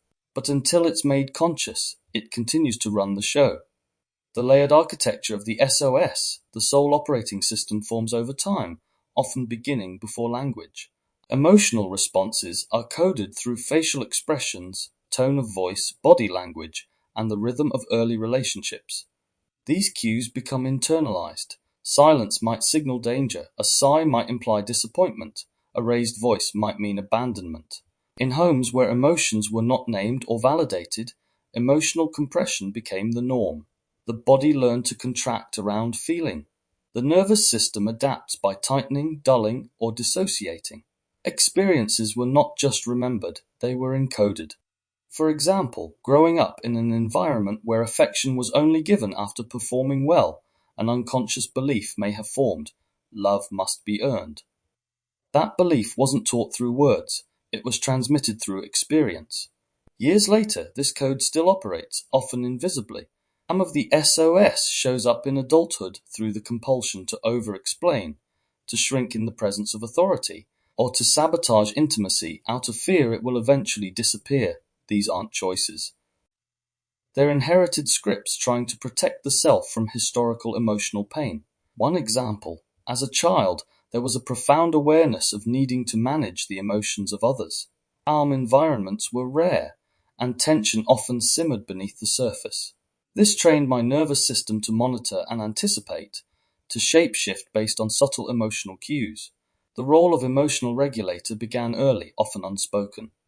The feeling of not having permission to express discomfort. Pain was internalized. Vulnerability often led to being overlooked or corrected. As a result, even in adulthood, expressing needs or emotions might be followed by shame, self-correction, or emotional withdrawal. The message absorbed: your feelings are too much. When the SOS becomes maladaptive, the soul operating system is not inherently dysfunctional, it's adaptive. But when the environment changes and the code doesn't update, suffering emerges. An outdated SOS might interpret feedback as a threat, calm as unfamiliar, or connection as a setup for abandonment. Examples of this include apologizing for having emotions, feeling guilty after setting boundaries, feeling safest when disconnected from others, needing control to feel secure. These experiences are not failures, they're data. Emotional flashbacks often emerge from encoded patterns, not current events. For instance, receiving attention might trigger unease, not because attention is dangerous, but because it once was. Another moment of recognition came during an argument with a friend. Instead of expressing emotion, silence took over. It was an old pattern. If I spoke, I might be punished or abandoned. Recognizing this wasn't about the friend, but about the code running underneath, opened the door to healing. Decoding the soul operating system. Healing begins by recognizing that the SOS was installed for survival. It kept the self safe, but it is no longer needed in its current form. The goal isn't to erase the system, but to update it. Reflection and embodiment are key. What does the body do when conflict arises? What scripts play internally when expressing vulnerability? Tracking these responses without judgment reveals the code. Embodied practices such as breathwork, somatic experiencing, and trauma-informed therapy allow for these patterns to be experienced differently. The body learns to feel without collapse, to express without fear. Another entry point is curiosity. Instead of asking, "What's wrong with me?" ask, "Where did I learn this response?" This shift transforms shame into understanding. Self-reflection and activity, rewriting the code. Emotional encoding is not destiny. The nervous system is plastic. It can learn, adapt, and grow new responses. But this begins by identifying the current operating system. What beliefs run silently? What feelings spark contraction? What emotions trigger avoidance? Activity mapping your SO1. Track the pattern. Choose a recent emotional reaction, e.g., withdrawal, people-pleasing, panic. What triggered it? What did your body do? 2. Trace the code. When was the earliest time you remember feeling something similar? Who was involved? What did you learn? 3. Label the script, identify the belief behind the response, e.g., my needs are dangerous, connection leads to pain. Or update the code, what new belief or action could replace this? E.g., my emotions are safe to feel, connection can be healing. 5. Reinforce with practice. Create small, repeatable actions that support the new script, reaching out for support, speaking the truth aloud, or staying present with discomfort. 6. Create a safety anchor. Choose an object, phrase, or image that reminds you of safety. Use it during emotional activation to support regulation. 7. Somatic integration. Practice grounding exercises while reflecting on these beliefs. Help the body rewire through physical presence. 8. Witness transformation. Journal moments where your new script showed up, where you paused, chose differently, or felt something new. 9. Emotional self-talk. When old codes trigger, respond with, that was then. This is now. I am safe to choose differently. 10. Integration statement. Write a truth that affirms your growth. This system was built to survive. Now I'm learning to live. The soul operating system was built in silence, coded by emotion, and wired for safety. Now you have the power to rewrite the script. Pause here to undertake the activity. Chapter 13. Learning to feel again. There comes a point in the healing process where insight alone is no longer enough. Understanding the wound, naming the pattern, even acknowledging the emotional inheritance. None of it replaces the raw, moment-to-moment experience of learning to feel again. This chapter explores the long road back to emotional presence, a journey not of learning something new, but of remembering what was once safe and natural before it became associated with danger. Reclaiming emotional sensation. Emotions are physical. Before they are named, explained, or rationalized, they emerge as sensations. The tightening of the chest, the fluttering of the stomach, the heat behind the eyes. For many, these sensations became unsafe early on, signs of disobedience, weakness, or punishment. So the body adapted. It learned to suppress, override, or avoid.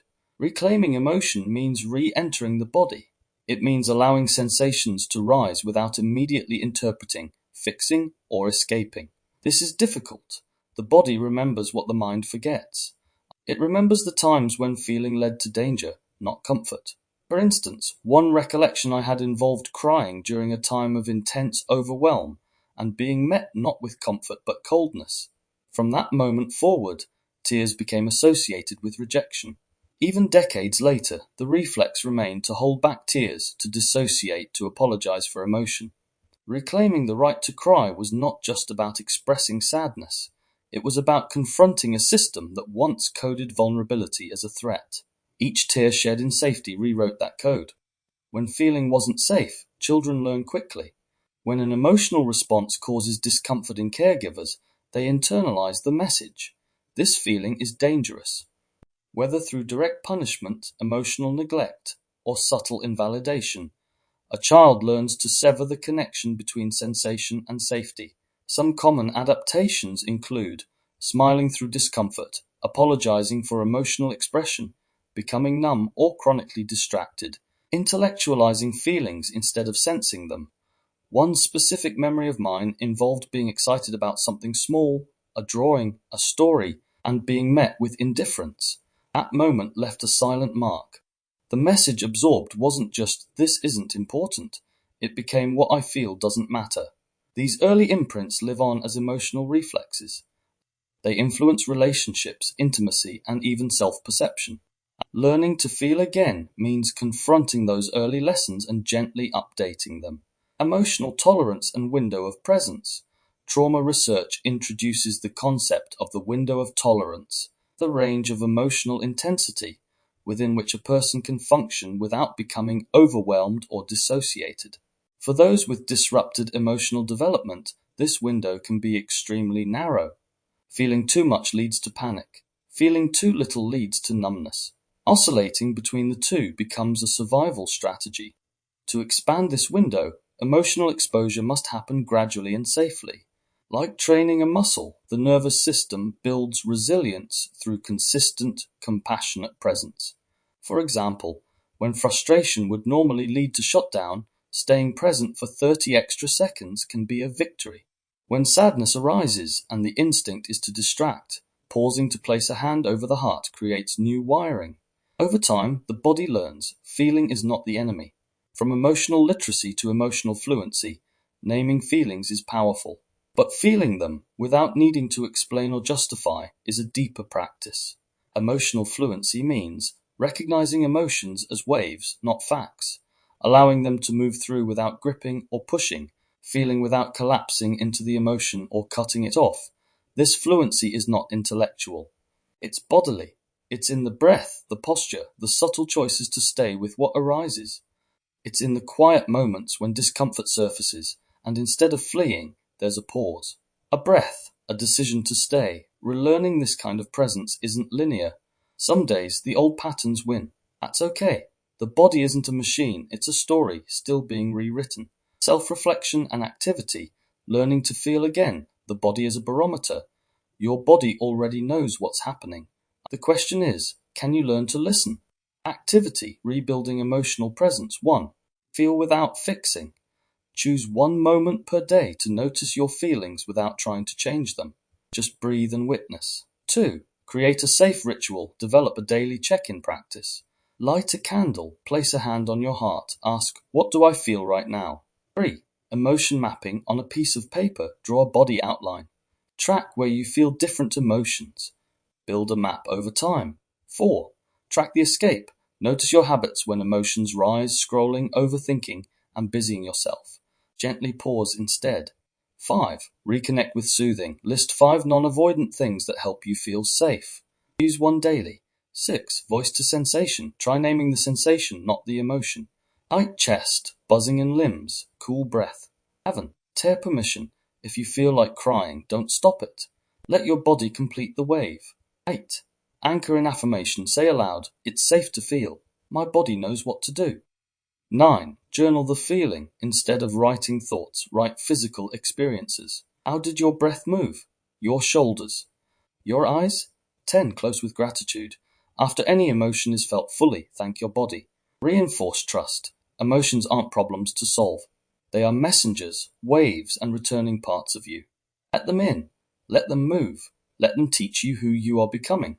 Pause here to undertake the activity. Part 4. Parenting, Power and the Systemic Wound. A deeper look into how systems of power, and parents to schools to society itself, imprint themselves on a child's emotional body. This part investigates how external authority can override inner knowing, how culture parents the mind, and how cycles of emotional control are passed down in the name of love, order, or education.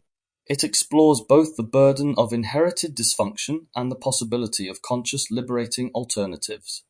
Chapters 14.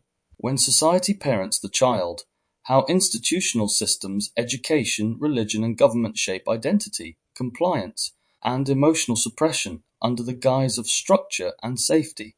15. Exercises for parents and educators, practical reflections, tools, and prompts for caregivers who want to raise emotionally aware, autonomous, and securely attached children. 16. A new model of childhood, proposing a reimagined vision of childhood that prioritizes connection over control, presence over performance, and wholeness over obedience. 17. Forgiveness without forgetting, exploring the balance of accountability and compassion in healing parental and systemic wounds, holding truth without being held hostage by it. This part bridges the personal with the systemic. It holds a mirror to the forces that shaped us, while empowering us to rewrite what we inherited, not through blame, but through conscious reconstruction. Pause here to undertake the activity. Chapter 14. When society parents the child, we often think of parenting as the domain of caregivers and homes, but society too plays the role of parent. Through schooling, media, law enforcement, religion, and medical systems, children are introduced to values and expectations long before they have the language to question them. These systems offer conditional belonging, behave as expected, conform, and be rewarded. Disobey, question, or feel too much, and be corrected, labeled, or pathologized.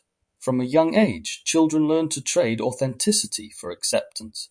A classroom doesn't always teach learning, it often teaches obedience. Sit still, raise your hand, don't interrupt. Don't question the authority in the room or the curriculum being fed. This creates emotional fragmentation. Curiosity is flattened. Self-regulation is misunderstood as compliance. Emotional expression becomes problematic rather than informative. When a child is punished for being overwhelmed, the nervous system learns that vulnerability is dangerous. In environments where performance matters more than presence, a subtle message takes root. Who you are is less important than what you produce. This chapter explores the quiet invasion of systemic parenting, the unspoken curriculum of conformity, the subtle ways children are told what is acceptable to feel, think, become. For many of us, school was a performance, a place to wear a mask and survive the day. Emotions were left at the door, learning became rote, and anything resembling emotional truth was considered a disruption. When we examine our reactions to criticism, pressure, or performance anxiety in adulthood, we can often trace them back to these early institutional wounds. Society taught us what to do, not how to be, and in doing so, it taught us to leave ourselves. Self-reflection and activity, reclaiming inner authority, what the system teaches. Think about the early systems that shaped you: school, religion, social norms, and even medical experiences. What did they teach you about your body, your voice, your value? Not in words, but in repeated experiences. Reflect on moments when you felt emotionally unsafe in structured environments. When did you learn to hide, to conform, to suppress?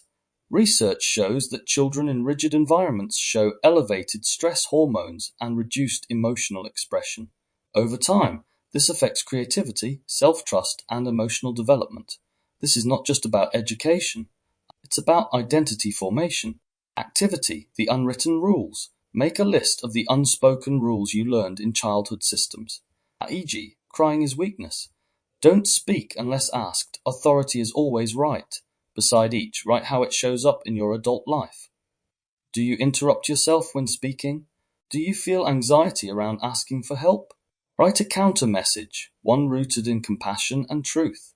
E.g., my emotions are valid. I deserve to take up space. Journal a moment from your past where your inner knowing was silenced. Then rewrite that moment, narrating what you needed to hear or do instead. This is not about blaming the system, but about recognizing its influence. Until we name it, it continues to parent us from within. Pause here to undertake the activity. Chapter 15. Exercises for parents and educators. Parenting is more than guidance. It's the transference of emotional templates. This chapter invites parents, caregivers, educators, and mentors to look beyond behavior and examine what is beneath: emotional safety, nervous system regulation, and authentic connection. Too often, systems of parenting and education mimic the structures that once harmed us. The impulse to control, correct, or condition can be unconscious, a recreation of the very dynamics we wished someone had interrupted for us. This chapter offers a space to pause, reflect, and reimagine the way we shape the emotional worlds of children. Here, we bridge neuroscience with compassion, offering tools that help adults co-regulate, mirror emotions, and create spaces where children can be fully seen, not just managed. These exercises aren't about perfection. They're about presence. Repatterning through relationship, children learn how to feel through those they feel with. If a child's anger, sadness, or joy is met with tension, dismissal, or redirection, their system learns that these emotions are unsafe. If those feelings are met with curiosity and grounding, the child begins to trust not only you, but themselves. You might recall how your emotional states were met as a child. Perhaps your tears were seen as manipulative, your anger as rebellion, your joy as excessive. It's in these moments, when your child mirrors what you were punished for, that the chance for generational healing emerges. Co-regulation is the foundation of nervous system development.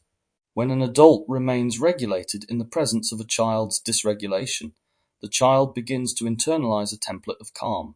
This is not about silence or stillness, but safety, the safety to be fully emotional without fear of rejection. Emotional literacy isn't just taught, it's modeled.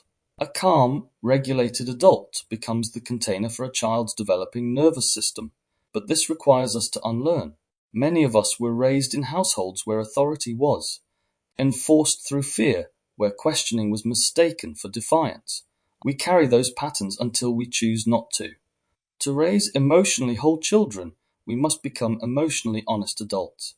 This doesn't mean being perfect. It means being willing to grow alongside them. Expanded exercises and prompts. 1. The pause practice. When you feel triggered by your child's behavior, pause. Place a hand on your chest. Notice what sensation arises: tightness, heat, withdrawal. Name it. Is this about the child or an old wound? Trace the sensation back to a memory if you can. The body remembers where the mind cannot. 2. Mirror back, don't fix. Instead of telling a child what to feel, reflect on what you see. I see you're frustrated. You're trying so hard right now. This tells their nervous system, you are seen. You are safe. You are not wrong for feeling. 3. Emotional vocabulary chart with your child or class. Create a shared emotional language. Use colors, animals, or weather patterns to help label emotional states. This gives shape and permission to the invisible world inside them. For many of us, this was never offered. 4. Repair scripts. No parent is perfect, but repair is powerful. After an outburst or rupture, say, I lost my calm and that's not your fault. I want to try again. Repair teaches accountability, not shame. It teaches that emotions can rupture and reconnect. 5. Regulation corners. Create spaces at home or in classrooms that are designed for calming down, not punishment. Include textures, colors, breathing tools, or art. Teach that it's okay to take time to feel. Let it be a place of return, not exile. 6. Write the child within. Write a letter from your inner child to your current self as a parent or educator. What did you need to hear? What kind of adult did you wish for? Let that voice guide your present approach. This is how we reparent in real time. 7. Ask before you assume. Instead of assuming a child's behavior is defiance, ask, what unmet need might this reflect? What emotion can't they yet name? This curiosity dismantles cycles of control and opens the door to understanding. 8. Embodied presence exercise. Spend 5 minutes daily with your child or student without any agenda. Sit together. Breathe. Let the nervous systems meet without words. These micro moments of presence create lasting emotional blueprints. 9. Create a ritual of belonging. Choose one weekly ritual where your child is invited to contribute: meal planning, storytelling, or art. Let them lead. The goal isn't productivity, it's connection. Let them feel their place in the emotional fabric of the home. 10. Co-regulation journal. Track moments when you regulated with your child or failed to.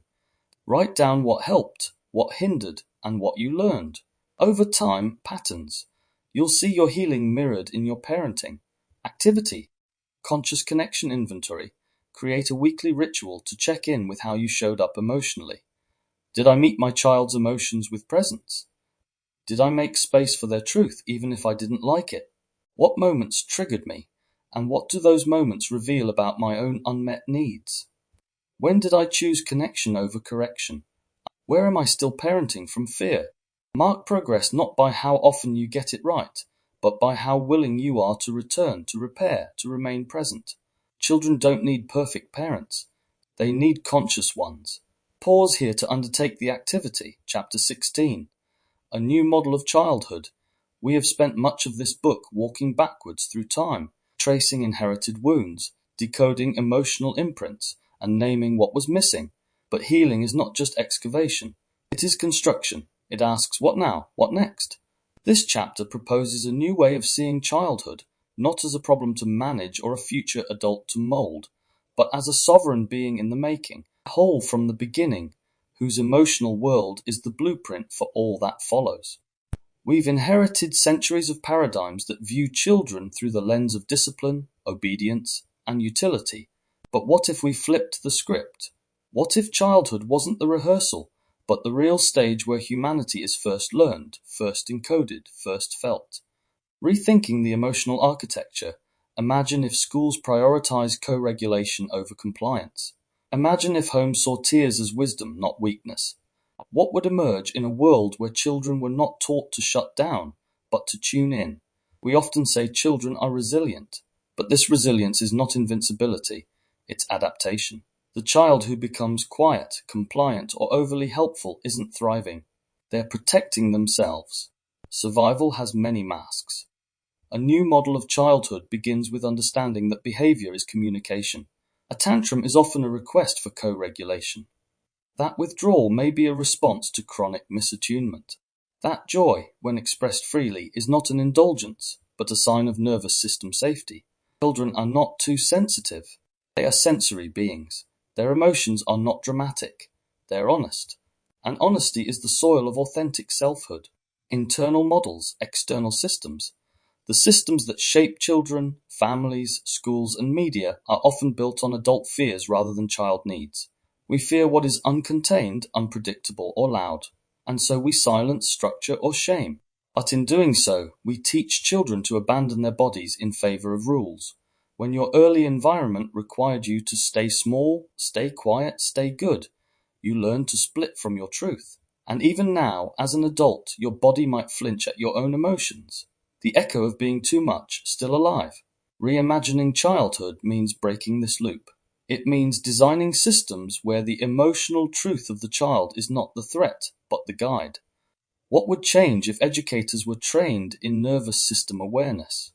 If classrooms allowed movement when a child felt restless, stillness when overwhelmed, and play as a valid mode of learning? What if grading systems didn't measure worth, but curiosity? From obedience to connection, obedience teaches compliance without comprehension.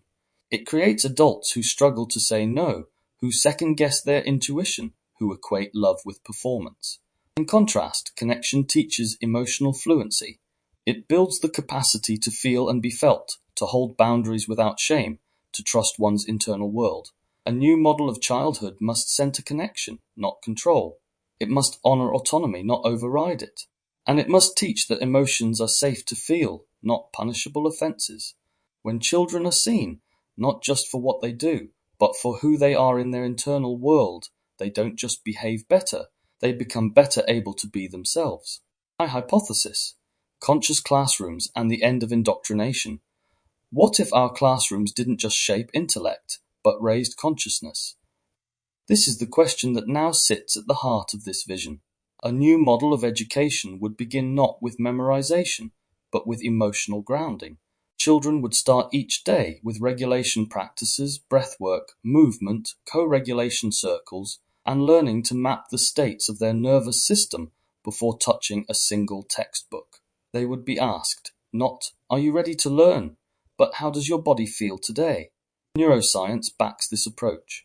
Dr. Stephen Porges' polyvagal theory and Dr. Bruce Perry's work on trauma and brain development both confirm that regulation precedes cognition. This is the subconscious elderly response first, then conscious, critical, logical thought second. Until a child feels safe in their body, their prefrontal cortex cannot fully engage because of mental shutdown, dissociation. And this is why so many struggle. This is observed by teachers, but misunderstood. They notice students and children unable to concentrate. This is because they are emotionally distracted. Their cognitive function is impaired.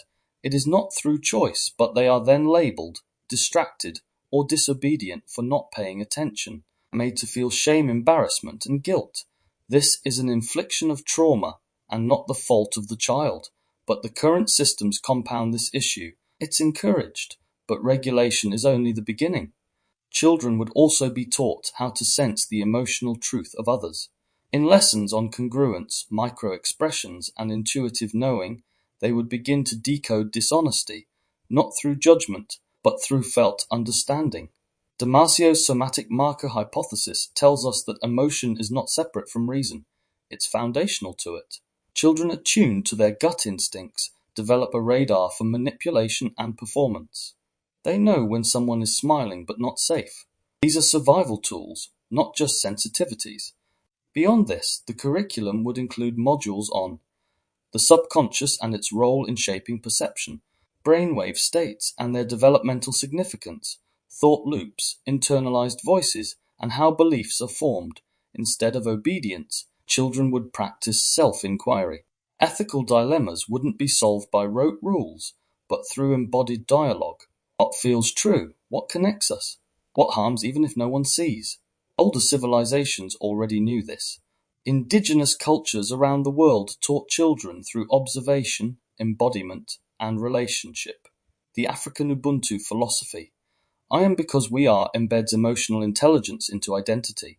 Hawaiian Ho'oponopono practices focused on communal healing, not individual blame. From these lineages and emerging neuroscience, we can draw the pillars of a conscious classroom. 1. Grounding before instruction. 2. Authenticity over performance. 3. Emotional decoding as literacy. 4. Curiosity over conformity. 5.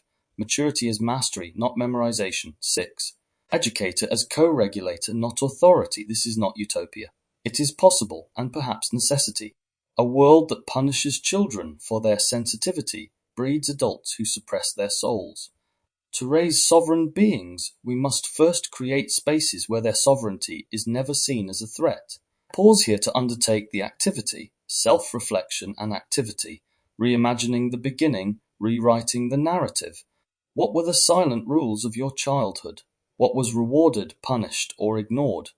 How have those shaped the way you relate to your own emotions today? Take a moment to imagine your childhood again, not as it was, but as it could have been. What changes? What opens? Activity, the blueprint rewritten. 1. Design your ideal classroom. If emotional development were the priority, what would your childhood classroom look like? Include sensory tools, emotional check-ins, and peer co-regulation. Sketch or describe it in detail. 2. The inner child's bill of rights. Write 10 emotional rights your inner child deserves.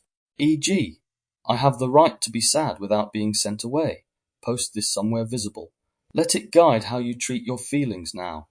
3. The reparenting plan. List 3 ways you can offer yourself today what you most needed then. Maybe it's rest without guilt, play without purpose, or a simple pause to feel without fixing. 4. The safe adult inventory. Who in your childhood made you feel emotionally safe, even briefly? What did they do that stood out? If no one comes to mind, imagine what a safe adult might have said or done. 5. The daily permission. Write a permission slip to your inner child each morning this week. E.g., today you are allowed to cry. Today you are allowed to say no. You don't need a perfect childhood to live an emotionally whole adulthood. But you do need a new map, one drawn not from wounds but from wisdom. Childhood isn't the past, it's the foundation. And it's never too late to build again, with softness, with sovereignty, with soul. Pause here to undertake the activity, Chapter 17. Forgiveness without forgetting. Forgiveness is often portrayed as a clean break, a closing of the book, a release, a return to peace. But for many of us, especially those raised in environments where accountability was absent or gaslighting was present, forgiveness is not an endpoint. It is a labyrinth. One where we learn to hold truth and tenderness at the same time, to remember without reviving, to stay soft without surrendering ourselves again. For those whose pain was dismissed or denied, forgiveness can feel like betrayal of the self, of the memory, of the wound that has not yet been validated. We were taught to move on too quickly, to forgive without repair, to swallow the ache and call it maturity. But real forgiveness doesn't erase. It integrates. The myth of closure. Closure is a seductive myth. It suggests finality, a clean wound, a full stop. But emotional wounds don't operate in neat timelines. They are cyclical. A scent, a phrase, a glance, and the nervous system returns. Not because we haven't healed, but because healing is layered. Forgiveness in its deepest form is not about saying, it's okay. It's about saying, I see what happened. I see how it shaped me, and I choose to live differently now.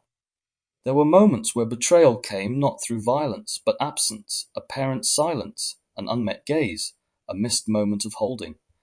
Sometimes the hardest people to forgive are the ones who are simply not there, emotionally, physically, or spiritually.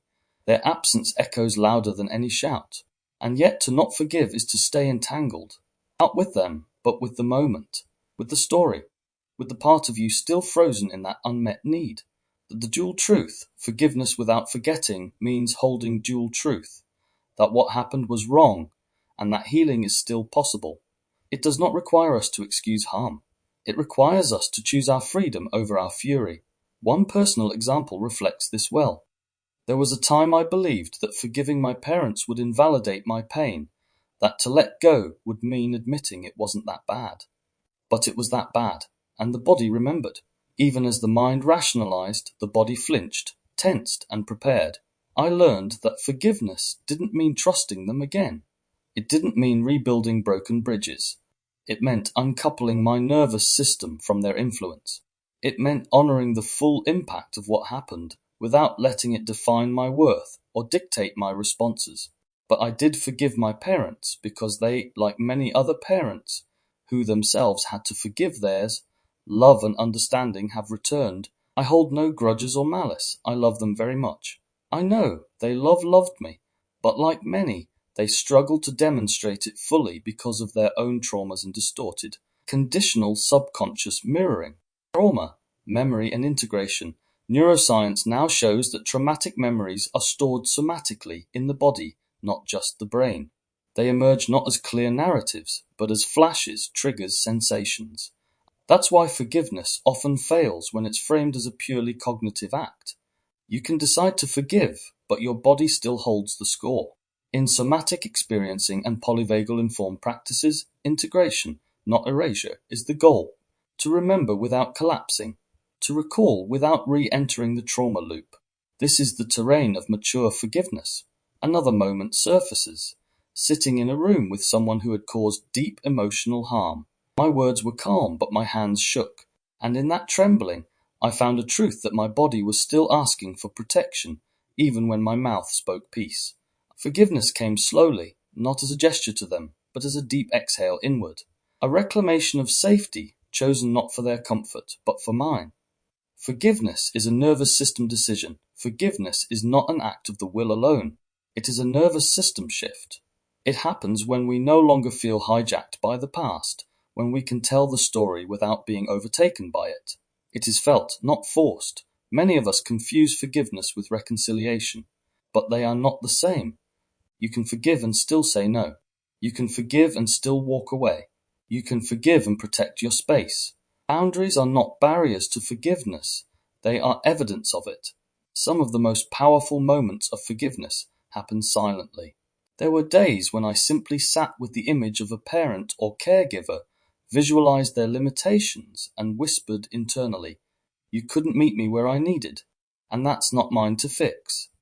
This is forgiveness without forgetting, the type that remembers precisely so it can choose differently. Self-reflection and activity. Making peace without pretending when forgiveness is for you. True forgiveness is not a favor to the other. It's a liberation for the self, but it must be honest. Not rushed, not bypassed, not sanitized. Research by Dr. Robert Inright and Dr. Fred Luskin highlights that forgiveness significantly reduces anxiety, depression, and improves physical health, but only when it's voluntary, not coerced. The body knows when it's being forced to let go prematurely. Activity, forgiveness without amnesia. 1. Write a 2-column letter. On one side, list everything that hurt, disappointed, or shaped you negatively. On the other hand, write what you wish had been said or done instead. Read it aloud to yourself. Witness both the pain and the longing. 2. The somatic yes-no. Sit quietly and recall a specific hurt. Notice what your body feels. Do you contract? Hold your breath? Place your hand where the tension lives. Ask, what do you need to feel safe now? Offer it, whether it's distance, silence, or a simple breath. 3. Boundary as forgiveness practice. Make a list of emotional boundaries that protect your healing. Frame them as acts of forgiveness. E.g., I no longer engage in conversations that shame my feelings. 4. The visual release. Create a visual representation of the person event you're forgiving.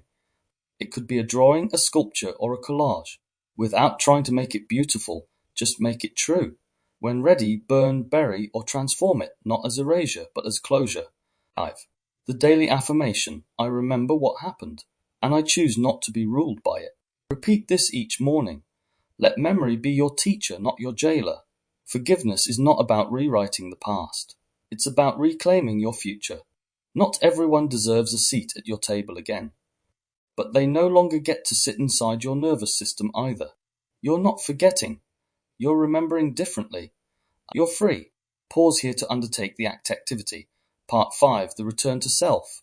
In the final section of this journey, we turn toward redefinition, not just of identity, but of possibility. After naming the wounds, the masks, and the patterns, we now explore the path back home. This is where healing transforms into wisdom.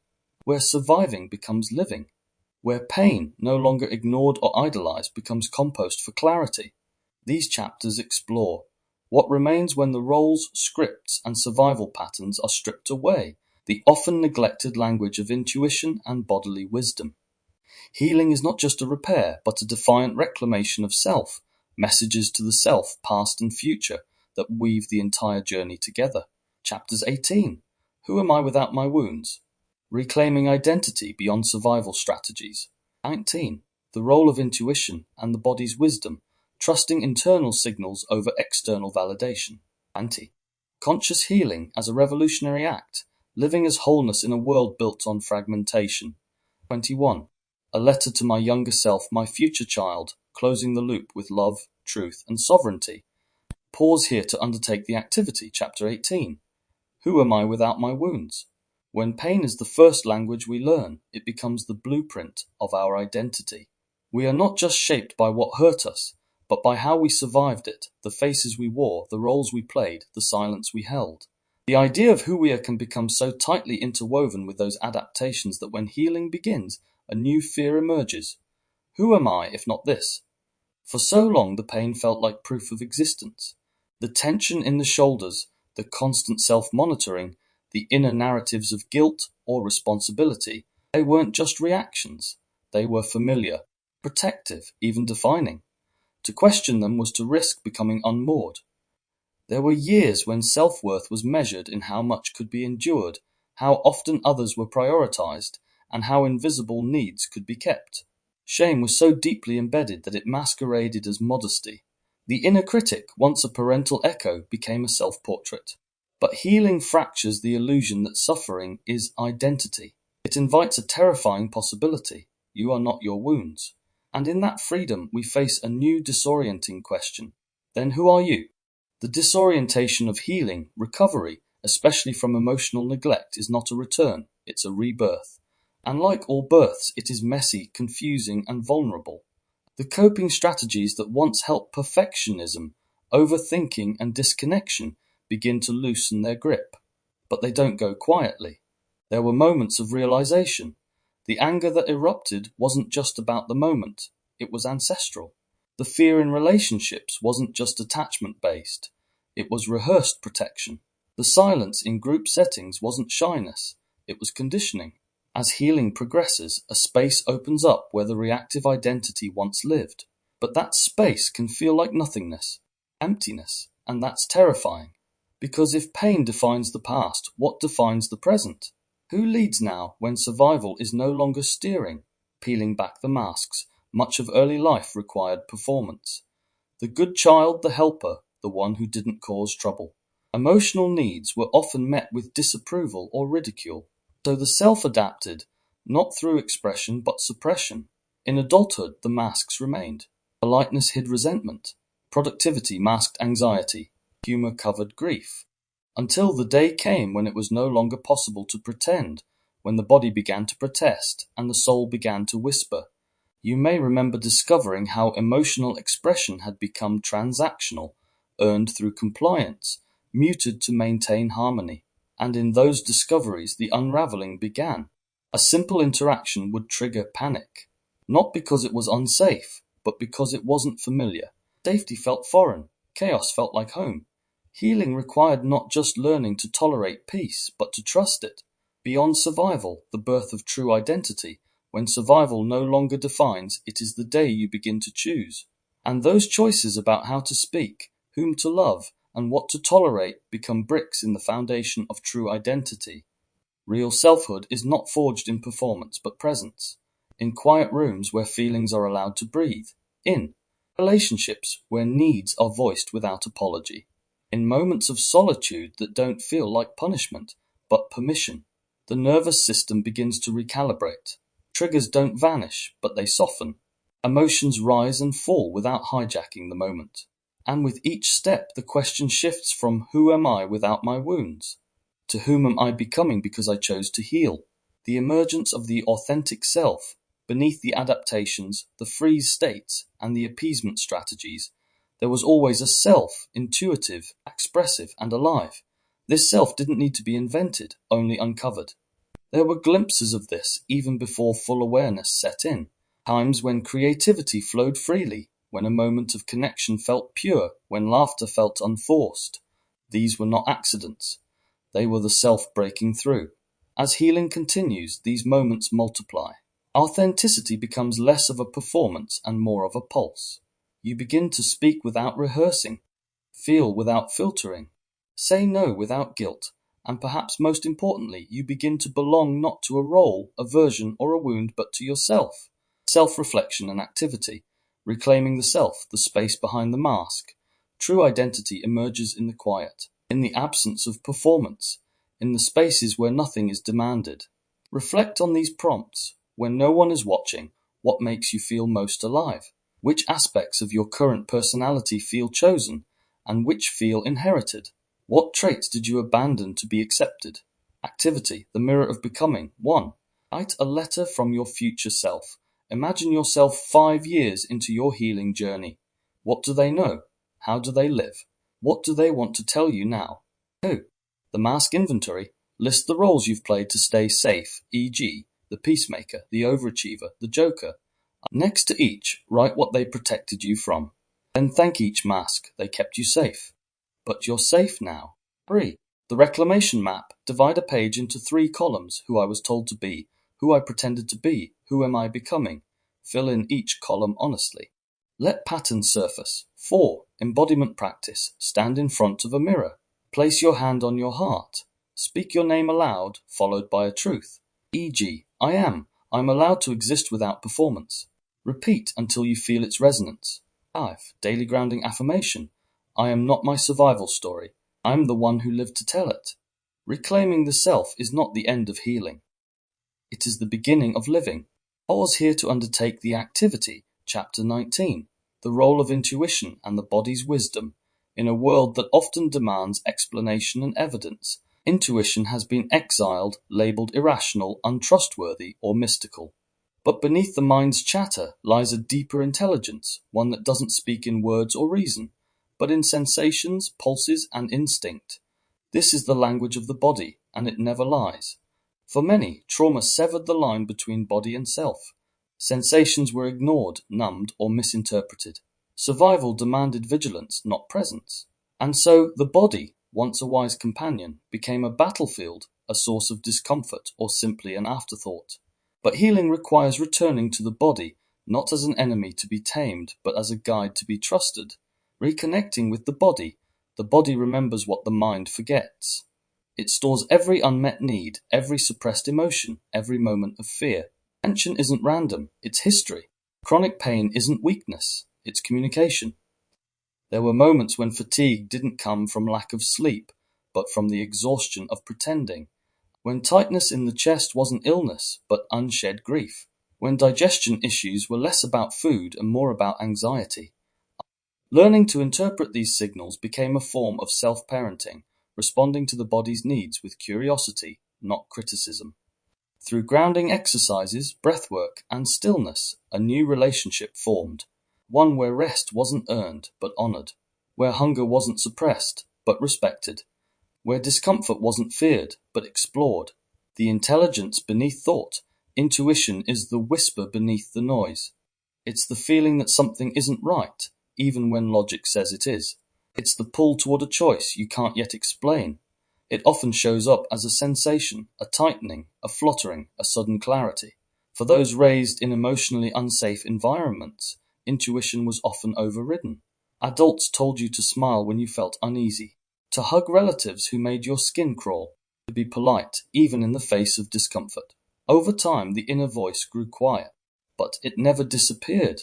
As healing deepened, moments of clarity returned, a boundary asserted, not because of a thought, but a feeling, a conversation avoided, not from fear, but discernment, a decision made, not by overthinking, but by trusting a quiet knowing. These weren't accidents. They were the body speaking, and for the first time, it was being heard. Trauma and the hijacked nervous system. Research in neurobiology confirms what trauma survivors have long known. The nervous system is the stage upon which our life stories play out. When safety is scarce, the body adapts. It becomes hypervigilant.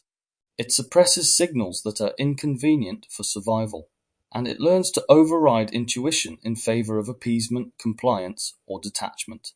Healing this system isn't a mental task. It's somatic, it's slow, it's repetitive, but it's also transformational. Polyvagal theory, introduced by Stephen Porges, teaches us that the vagus nerve is central to emotional regulation and connection.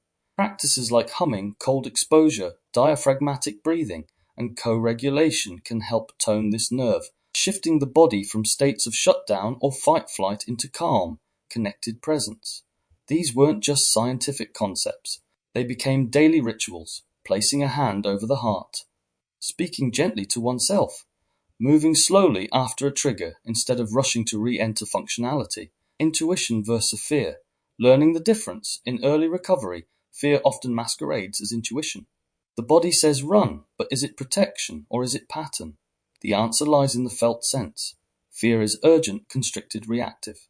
Intuition is clear, grounded, and spacious, even when it's warning you. Building this discernment took time. It meant pausing before reacting, asking, is this my past or my present? It meant journaling body responses, noticing which relationships felt safe in the body, not just familiar in the mind. With time, a new kind of confidence emerged. Not bravado, but embodied trust. A sense that the body wasn't a betrayer, it was a barometer, one that had been accurate all along. Reclaiming embodied wisdom. To live intuitively is not to reject logic, it's to integrate it. It's to move from the neck down and reclaim the rest of you. There were moments when intuition whispered the need to rest, say no, end a relationship, or take a risk. And when those whispers were followed, peace followed too. Not always easy, but alignment. This is the wisdom of the body. The stomach tightened around dishonesty. The chest expands in love. The spine straightens in truth. The tears that come without a story, just truth. To ignore this wisdom is to live fragmented. To honor it is to come home. Pause here to undertake the activity, self-reflection and activity.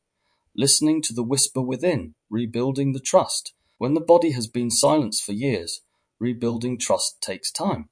Reflect on these. What bodily signals do you most often ignore?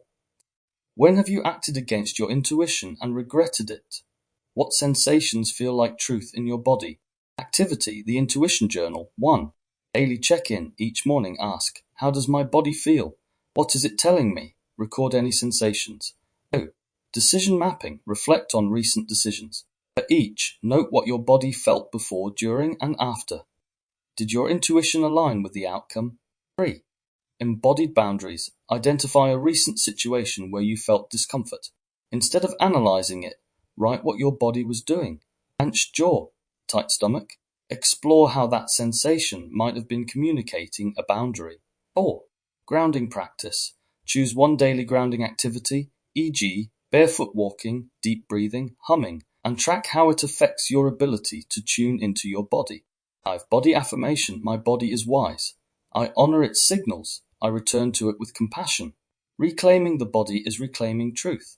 Not the truth of the world, but the truth of your internal world. And that's where healing begins. Pause here to undertake the activity. Chapter 20. Conscious healing as a revolutionary act in a world that often celebrates speed, distraction, and performance. The act of slowing down to heal consciously, deliberately, and inwardly becomes radical. Healing isn't merely about feeling better.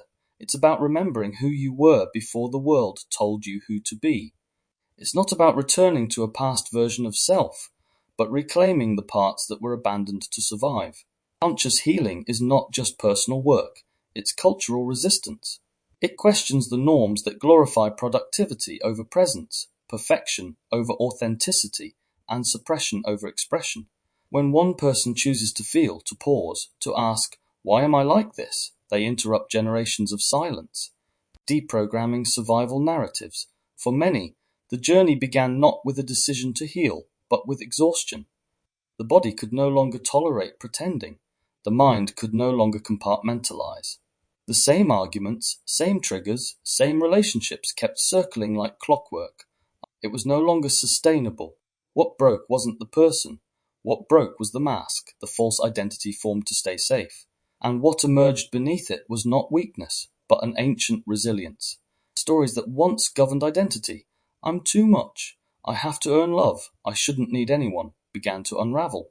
They weren't just beliefs, they were survival codes, learned adaptations, and like old software, they no longer served the current system. Rewriting these codes didn't require a fight. It required recognition, feeling where they lived in the body, remembering who taught them and why. That kind of healing doesn't just soothe, it liberates. Feeling is an act of resistance. In many systems, family, school, religion, and emotions were categorized as good or bad. Anger was rebellion, sadness was a weakness, neediness was shameful, and so emotional armor was worn to survive. But emotions never disappear, they migrate. They turn into headaches, addictions, anxiety, and detachment. The healing journey required reclaiming the full spectrum of feeling without editing or explanation. This meant learning to sit with grief without rushing to gratitude, to honor rage without losing control, to feel joy without fearing its loss. These were not indulgences, they were recoveries of emotional truth. Crying in a culture of stoicism became revolutionary. Setting boundaries in a world of people-pleasing became radical. Saying, I don't know who I am, but I'm willing to find out, became a quiet rebellion. Interrupting the performance of wellness. In the age of self-help, even healing can become a performance. The journaling, the breathwork, the affirmations, they can become tools of bypassing when disconnected from presence. Still numb, still performing, still hoping that being better will finally make one worthy. Conscious healing isn't about checking boxes. It's about dismantling the internalized belief that you are a project to be fixed. It asks, can you be present with your pain without rushing it away? Can you witness your inner child without needing to immediately soothe them into silence? Some days healing looked like insight, other days like chaos, but always it was honest. No longer chasing perfection, seeking integration instead, breaking intergenerational patterns. Each time awareness was chosen over autopilot, history was interrupted. The moment a feeling was named instead of suppressed, a script changed. The moment a pause replaced a reaction, a nervous system was reprogrammed. The moment honesty triumphed over appeasement, a child, future or present, was protected. Healing became a quiet revolution across time. This work wasn't just for one individual. It was a repair of fractures that didn't start here, but could end here. Some of the most pivotal moments came from seeing triggers not as flaws, but as trailheads, tracing them to their roots, no longer fearing them, befriending them, and through that an expanded self emerged. Rebuilding the inner home before healing, the internal world often felt hostile, filled with voices of shame, comparison, or urgency. But over time, those voices softened. Compassion moved in, curiosity returned. The nervous system, once a battlefield, became a sanctuary. Rituals were created not to escape, but to connect. Grounding in the morning, emotional check-ins, reparenting dialogues before bed. These were no longer tasks. They were love in action. Healing doesn't mean never being triggered again. It means having the tools to meet those moments with clarity. It means choosing connection over control, presence over perfection. And that's revolutionary. Self-reflection and activity, the daily revolution of feeling, quiet rebellions. Healing isn't loud. It's not always visible. Sometimes it's saying no when you're used to people please. Sometimes it's crying when your old self would have swallowed it. Sometimes it's pausing mid-pattern and whispering, not this time. These are acts of quiet rebellion, not against others, but against the old rules you once obeyed to survive. Ask yourself, what internalized rules are still running your life? Where do you perform healing rather than embody it? What does feeling safe, honest, and connected look like for you today? Activity, the revolutionary ritual. 1. Ritual inventory. Write down 3 things you do each day that keep you in survival mode, e.g., overthinking, numbing, avoiding. Now, list 3 rituals you can replace them with that invite presence instead, e.g., grounding, naming emotions, journaling without editing. 2. Permission slips. Write a series of permission slips for your nervous system. Examples. I give myself permission to rest without earning it. I give myself permission to grieve what I never received. I give myself permission to feel joy, even if others are suffering. Keep them visible. Read them daily. 3. The silence breaker letter. Choose a generational pattern you are consciously interrupting, e.g., emotional repression, overworking, parentification. Write a letter to your inner child, explaining how you are ending the cycle. Tell them what will be different now, not through promises, but through embodied action. 4. Nervous system checkpoint. Each evening reflect, what did my body need today? Did I give it to you? If not, how can I offer it tomorrow without shame? 5.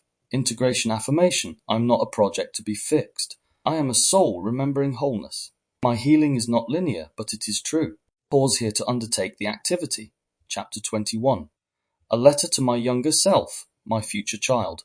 What would you say to the child you once were, or to the child you may someday raise? This chapter is an offering not of advice, but of remembrance, a bridge between what was lived and what is possible. It reaches back to the younger self who carried more than they should have, and forward to a child not yet born who deserves something different. This letter is written not from perfection, but from the process, not to promise protection from pain, but to offer presence in it. It's a declaration that healing doesn't erase the past, it transforms our relationship to it. And in doing so, it prepares the ground for what comes next, the sharing of a deeper personal truth. A story lived, felt, survived, and told not for sympathy, but to reflect what happens when we choose to meet our wounds with honesty.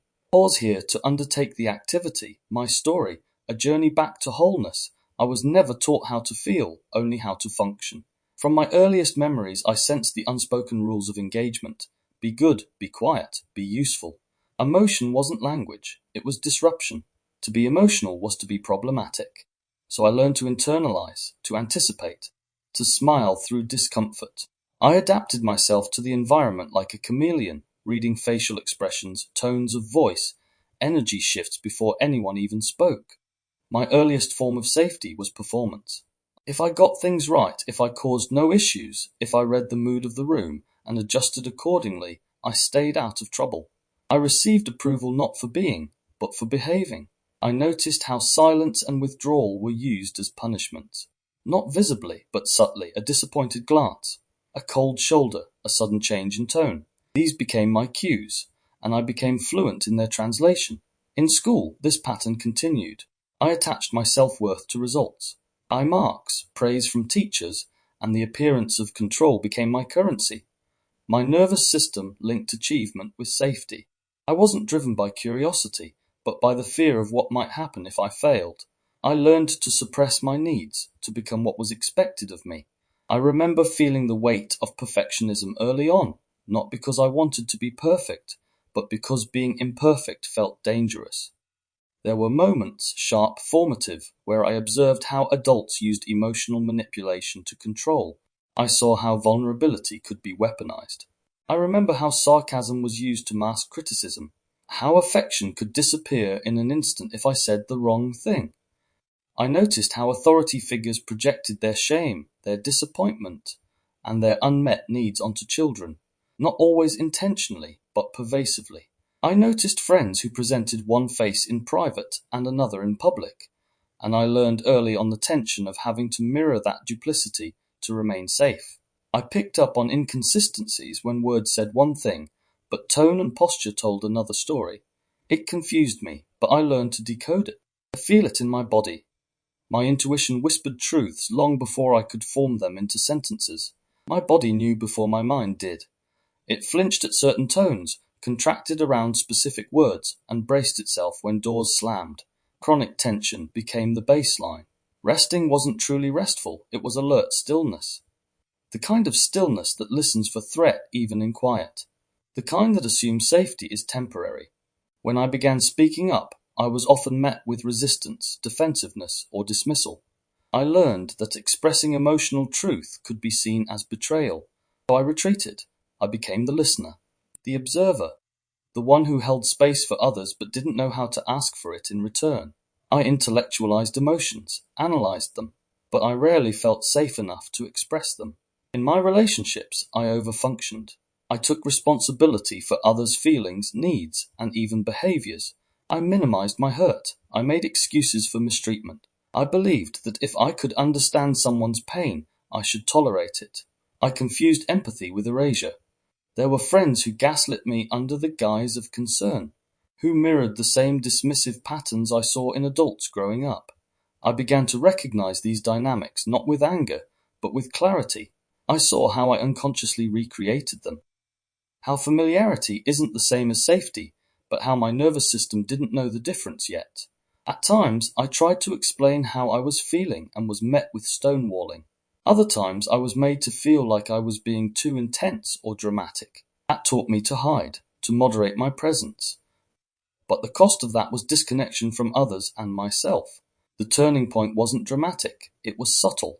A growing discomfort, a persistent ache, a question that wouldn't go away. What if this isn't normal? What if there's more to life than coping? I started to follow that thread. I read. I reflected. I wrote. I listened to others tell their stories and heard echoes of my own. I began tracking my body's responses. The tightening in my chest around certain people. The sudden exhaustion after social interactions.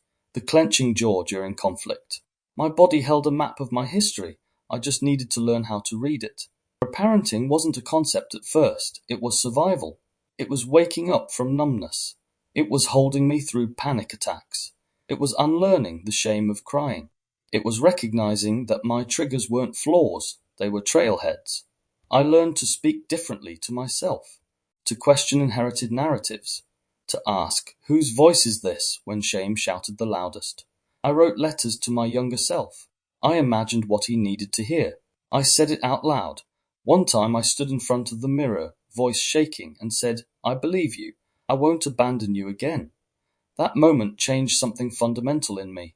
Boundaries were the most difficult and most necessary lessons. I struggled with guilt, fear of rejection, and the belief that saying no made me unlovable. But I also experienced relief, clarity, and self-respect in their wake. Each boundary was a declaration. I am no longer willing to abandon myself to be accepted. I returned to my creativity, to curiosity. I allowed myself to be messy, to make mistakes, to not know. I let go of the need to be impressive. I found joy in small acts of rebellion against perfectionism, an unedited thought, an honest answer, a moment of stillness. I questioned authority internally and externally. I stopped taking advice from people who hadn't earned my trust. I stopped apologizing for being sensitive. I stopped trying to fix people who didn't want to be fixed. I became more discerning. I learned to feel the difference between fear and intuition. I stopped confusing overthinking with awareness. I listened more to my body, less to external validations. Some of the most pivotal insights came during moments of deep conflict, when I could see both my old pattern and my new choice, side by side. I noticed when I wanted to shut down and chose to stay open. I recognized when I was triggered and chose not to project. I felt the impulse to shrink and instead stood my ground. I stopped expecting healing to be graceful. Some days it looked like crying on the floor. Some days like setting a boundary. Other days like laughing without guilt. All of it was healing. Forgiveness became less about others and more about myself. Not letting people off the hook, but letting go of the hooks inside me. The ones that kept me tied to resentment, justification, and hypervigilance. I realized I could understand someone's pain and still hold them accountable. I could love someone and still choose distance. The inner critic softened, not disappeared, but softened. I learned to respond with curiosity instead of criticism. I began to witness myself with more kindness. I stopped treating healing like a performance. My story isn't one of overnight transformation. It's a tapestry of moments, of contradictions, of returning again and again to presence, of choosing myself, not because I'm special or perfect, but because I'm human, and that finally feels like enough. I created new rituals, not to bypass, but to connect. I grounded, I breathed, I journaled. I checked in with my emotions. I replaced urgency with inquiry. I stopped rushing my growth. I found a community. People who met me without performing, who listened without trying to fix it, who held space, not judgment. With them I practiced receiving. I practiced trust. My story continues, not as a closed chapter, but as a living process. I still get triggered. I still doubt it. But I also return faster. I repair quicker. I honor my needs more clearly. What I've learned is this: healing is not becoming someone new. It's remembering who I've always been, beneath the masks, the adaptations, the fear. It's reconnecting with the parts of me that were never broken, only buried. I am not a project, I am a person. I am not behind, I'm on my path, and I'm not alone. My healing belongs to a larger story, a collective awakening, a return to feeling, to remembering, to being whole. And that perhaps is the most radical thing of all. Pause here to undertake the activity, appendices, exercises and activities, a practical section featuring all reflection prompts, nervous system grounding tools, emotional processing guides, and reparenting exercises from across the book, compiled for easy reference and daily practice. Emotional glossary, definitions and explanations of key emotional terms, inner child states, trauma responses, relational patterns, and psychological concepts to deepen the reader's understanding. Theoretical summary diagrams, visual summaries and original diagrams representing the inner child model, trauma response pathways, fight, flight, freeze, fawn. Window of tolerance and nervous system states, the soul operating system, SOS, theory, emotional compression versus expansion, the conscious mirror, reintegration cycle, further reading and resources, recommended books, research papers, online resources, podcasts, videos, and therapeutic frameworks to support continued learning and healing. Notes and references, source material, studies, and cross-referenced thinkers or models used throughout the book, including citations for psychological, philosophical, and somatic theories, exercises and activities, the unlived voice, purpose, to access the silenced parts of yourself that were punished, dismissed, or overlooked in childhood. Instructions. Sit quietly and write a dialogue between your adult self and a forgotten version of you, perhaps the angry one, the curious one, the loud one, or the playful one. Begin with, "There was a part of me that," and allow that voice to speak freely. Ask it, "What were you told about yourself? Why did you go quiet? What do you need now?" Let your current self respond with compassion, not correction. Optional expansion. Create a freedom page where this voice can write, draw, or express without limits. Keep it somewhere private but visible. Pause here to undertake the activity. 2. Recognizing performance states, purpose, to develop awareness of when you're performing rather than being. Instructions. Over 1 week, observe moments where you feel you're on stage, pleasing, appeasing, fixing, or shrinking. After each moment, record the situation, the felt sense in your body, the unspoken fear, e.g., rejection, judgment, loss of control, what your authentic self might have said or done. End each day by journaling the following. Where did I abandon myself today? Where did I stay connected? Pause here to undertake the activity. 3. Nervous system check-in wheel. Purpose. To map how your body responds to perceived safety or threat. Instructions. Draw a wheel split into 4 sections, calm or present, activated or anxious, collapsed or shut down, numb or disconnected. Beside each quadrant, list physical sensations, e.g., tension, buzzing, heaviness, thoughts or phrases you hear internally, common triggers. What tends to soothe or anchor you? Use the wheel each morning and night to locate your current state and track changes. 4. Unmasking manipulation. Purpose. To bring clarity to interpersonal patterns you once normalized. Instructions. Reflect on a time you noticed manipulation, e.g. gaslighting, guilt-tripping, stonewalling, love-bombing, etc., without naming people. Describe the language used, what triggered you, how your body responded, what your nervous system wanted to do. Then write, what would a healthy boundary or response look like today? Finish with, what part of me believed this was normal or deserved? This exercise isn't about blame. It's about remembering your internal compass. 5. The inner rebel letter, purpose, to reconnect with your inner truth teller, the part of you that resisted early conditioning, even in silence. Instructions. Write a letter from your inner rebel to the systems or figures that made you abandon your instincts. Begin with, you tried to convince me that. Let this part speak boldly. Name the moments of quiet defiance, silent knowing, or confused resistance. End with, but now I remember. Optional, burn or tear this letter as a ritual release, or keep it as a manifesto of your return to self. Emotional glossary. 1. Attachment patterns, learned relational behaviors developed in childhood, secure, avoidant, anxious, or disorganized that shape adult intimacy and connection. 2. Authenticity, living in alignment with your inner truth, values, and emotional reality, rather than performing for acceptance or approval. 3. Boundaries, clear emotional, physical, or energetic limits that protect your well-being and define where you end and others begin. 4.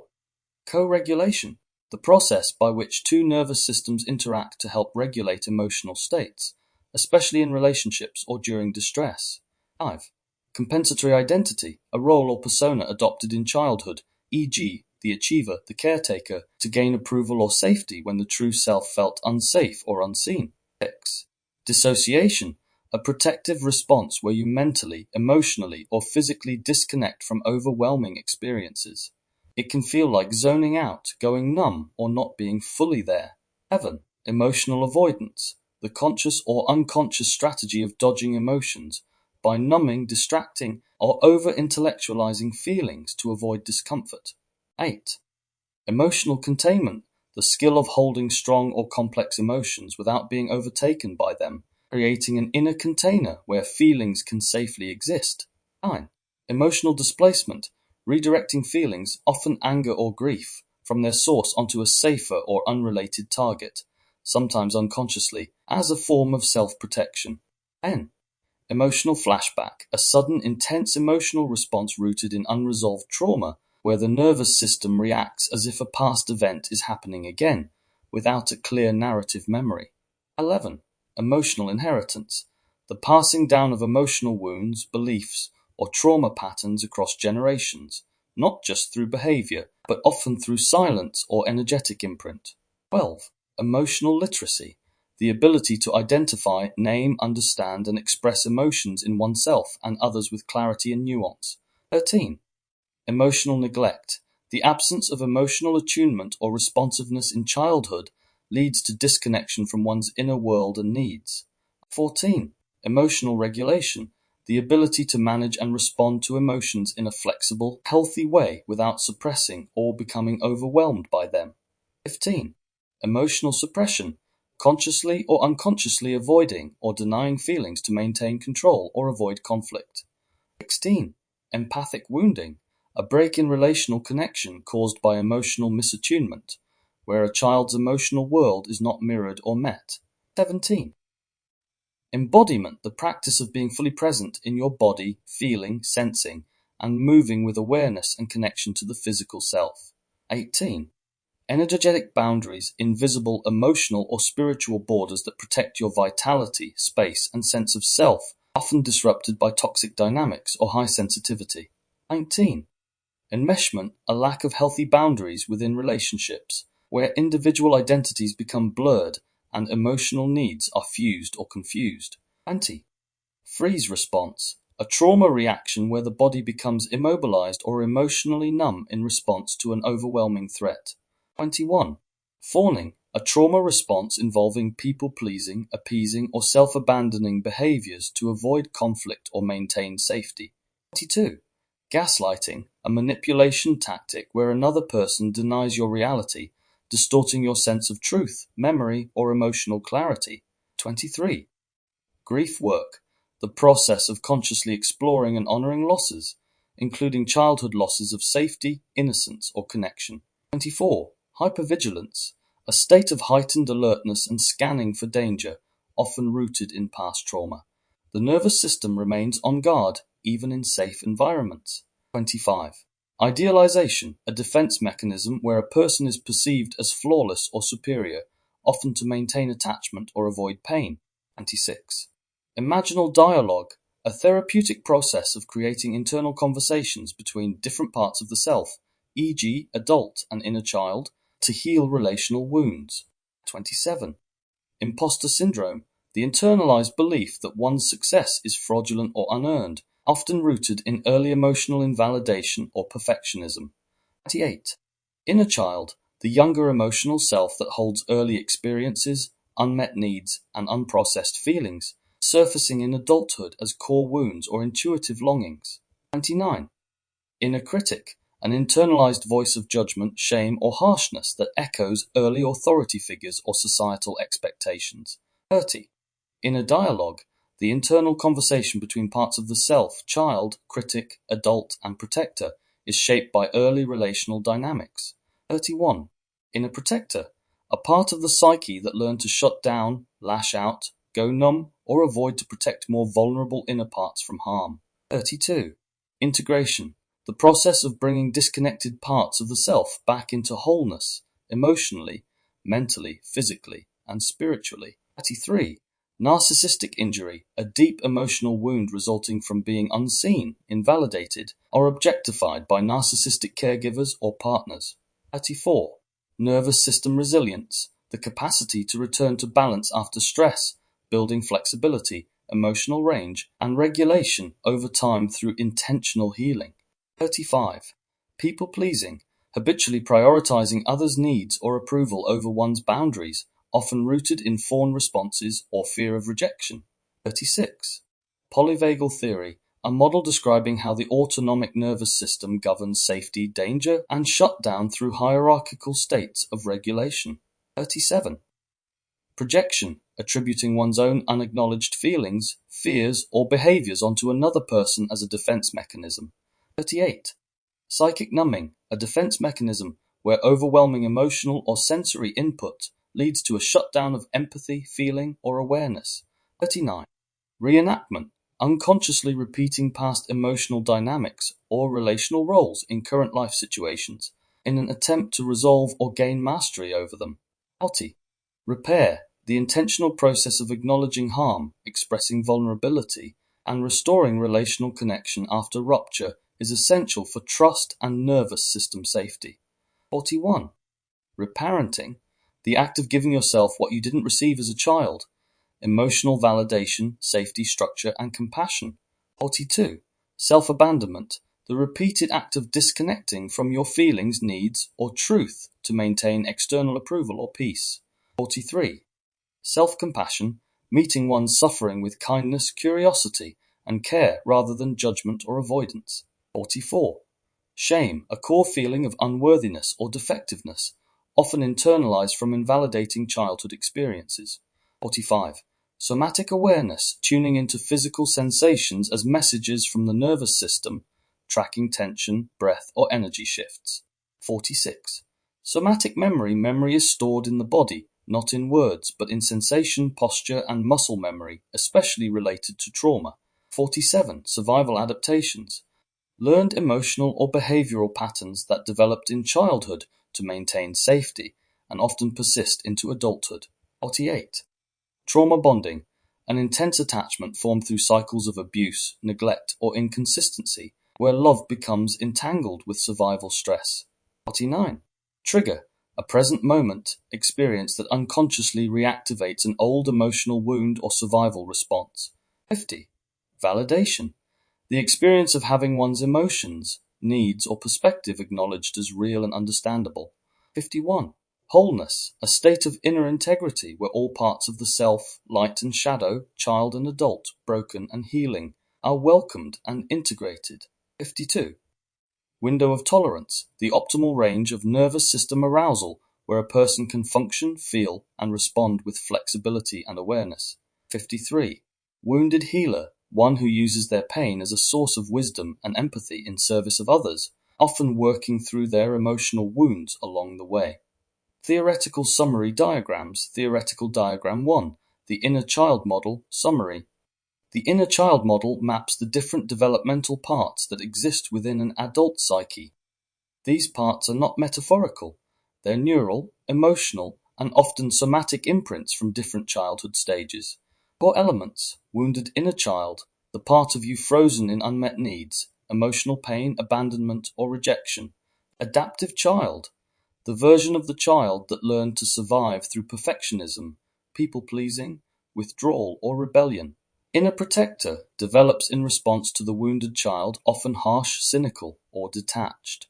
Healthy inner adult, the conscious self can reparent, soothe, and meet the unmet needs of the child self. Integrated self, a state where all inner parts are acknowledged and harmonized. Theoretical diagram 2. Trauma response place, the 4 Fs. Summary: the 4 F trauma responses are survival adaptations shaped in childhood. They become default coping mechanisms in adulthood.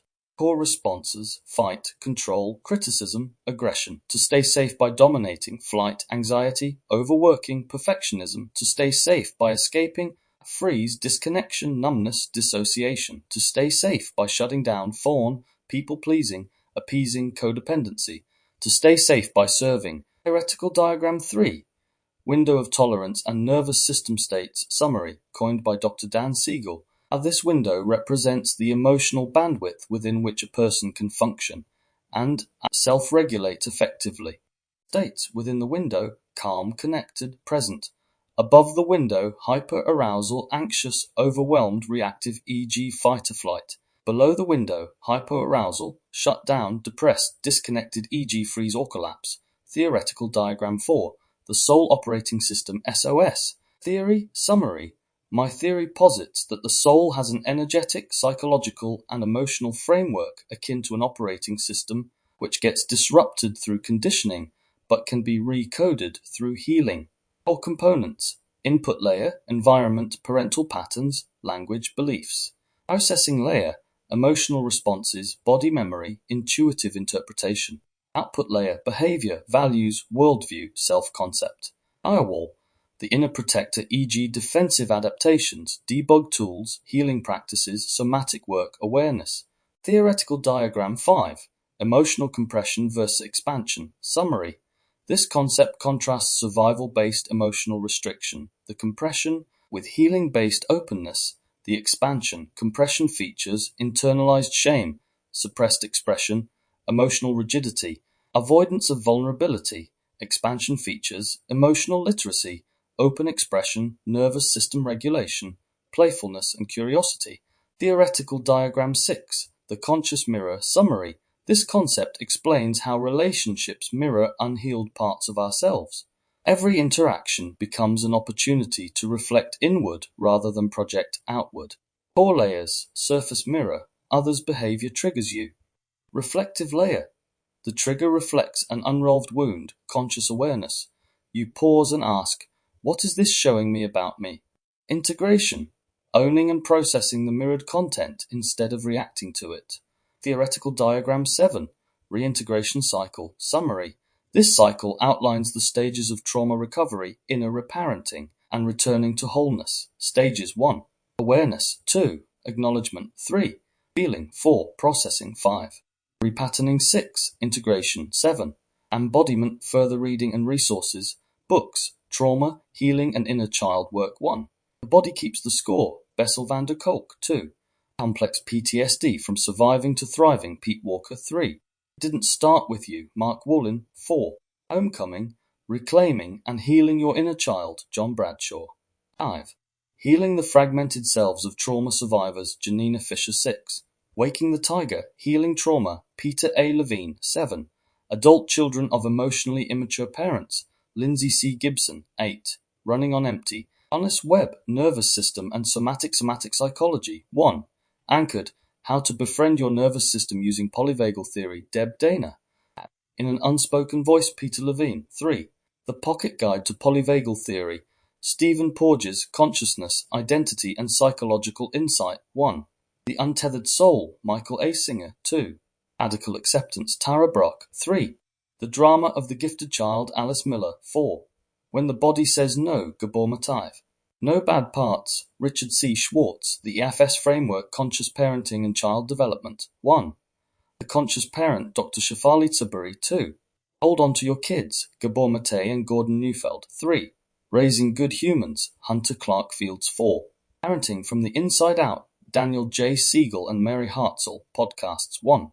The Trauma Therapist with Guy McPherson. 2. On Being with Krista Tippett. 3. Unlocking Us with Brené Brown. 4. Therapy Chat with Laura Reagan. 5.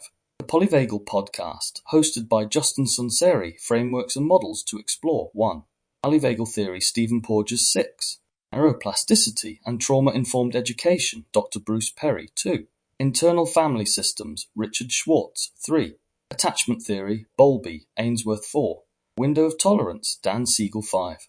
Somatic Experiencing. Peter Levine Websites, Tools and Articles. 1. National Institute for the Clinical Application of Behavioral Medicine. 2. The Center for Mindful Self-Compassion. 3. Polyvagal Institute. 4. The Trauma Research Foundation. 5. Attachment Project. 6. Gabor Mate official site, videos and lectures and talks. 1. TED Talks, The Power of Vulnerability, Brené Brown. 2. TED Talks, How Childhood Trauma Affects Health Across a Lifetime, Nadine Burke-Harris. 3. Search YouTube Animated Polyvagal Theory Explained Various Creators. 4. The Wisdom of Trauma documentary, Gabor Mate. 5. Search YouTube Animated Explainers on IFS and Inner Child Healing, e.g. from therapists or content creators aligned with trauma healing notes and references, core theoretical models, polyvagal theory, Stephen W. Porges. Introduced a neurophysiological framework explaining how the autonomic nervous system responds to safety, danger, and life threat through 3 hierarchical states: social engagement, fight-flight, and shutdown, known as freeze. Porges, S. 2011. The Polyvagal Theory, Neurophysiological Foundations of Emotions, Attachment, Communication, and Self-Regulation, Norton. Internal Family Systems. IFS, Richard C. Shui therapeutic model proposing that the psyche is composed of multiple parts that each hold memories, beliefs, or protective roles, often rooted in trauma. Schwartz, R.C. 2001. Internal Family Systems Therapy, Guilford Press. Attachment Theory, John Bowlby and Mary Ainsworth, suggests that early emotional bonds with caregivers shape lifelong patterns of relationship, emotional regulation, and self-worth. Bowlby, J. 1988. A Secure Base, Parent-Child Attachment and Healthy Human Development, Ainsworth, MDS, et al. 1978. Patterns of Attachment, A Psychological Study of the Strange Situation. The Window of Tolerance, Daniel J. Siegel describes the optimal zone of arousal in which an individual can function effectively. Trauma can shrink this window, leading to dysregulation. Siegel, D.J. 1999, The Developing Mind, Guilford Press. Somatic Experiencing, Peter Levine body-based approach to healing trauma by resolving stuck fight-flight-freeze responses in the nervous system. Levine, P.A. 1997. Waking the Tiger, Healing Trauma. North Atlantic Books. Foundational books and authors referenced: Van der Kolk, born in 2014. Body Keeps the Score, Brain, Mind, and Body in the Healing of Trauma. Bradshaw, J. 1990. Homecoming, Reclaiming and Healing Your Inner Child. Walker, P. 2013. Complex PTSD from Surviving to Thriving. Ate, G. 2010. In the Realm of Hungry Ghosts, Close Encounters with Addiction. Gibson, L.C. 2015. Adult Children of Emotionally Immature Parents. Wolin, M. 2016. It Didn't Start With You. How Inherited Family Trauma Shapes Who We Are. Foundational books and authors referenced: Dana, D. 2021. Anchored, How to Befriend Your Nervous System. Fisher, J. 2017. Healing the Fragmented Selves of Trauma Survivors. Singer, M.A. 2007. The Untethered Soul, The Journey Beyond Yourself. Scientific and Psychological References, ACE Study, Adverse Childhood Experiences, Felitti V.J. et al. 1998. Relationship of childhood abuse and household dysfunction to many of the leading causes of death in adults. American Journal of Preventive Medicine, 14, 4, 245, 258. Mirror Neurons and Empathy, Rizzolatti, G. and Craigero, L. 2004. The Mirror Neuron System.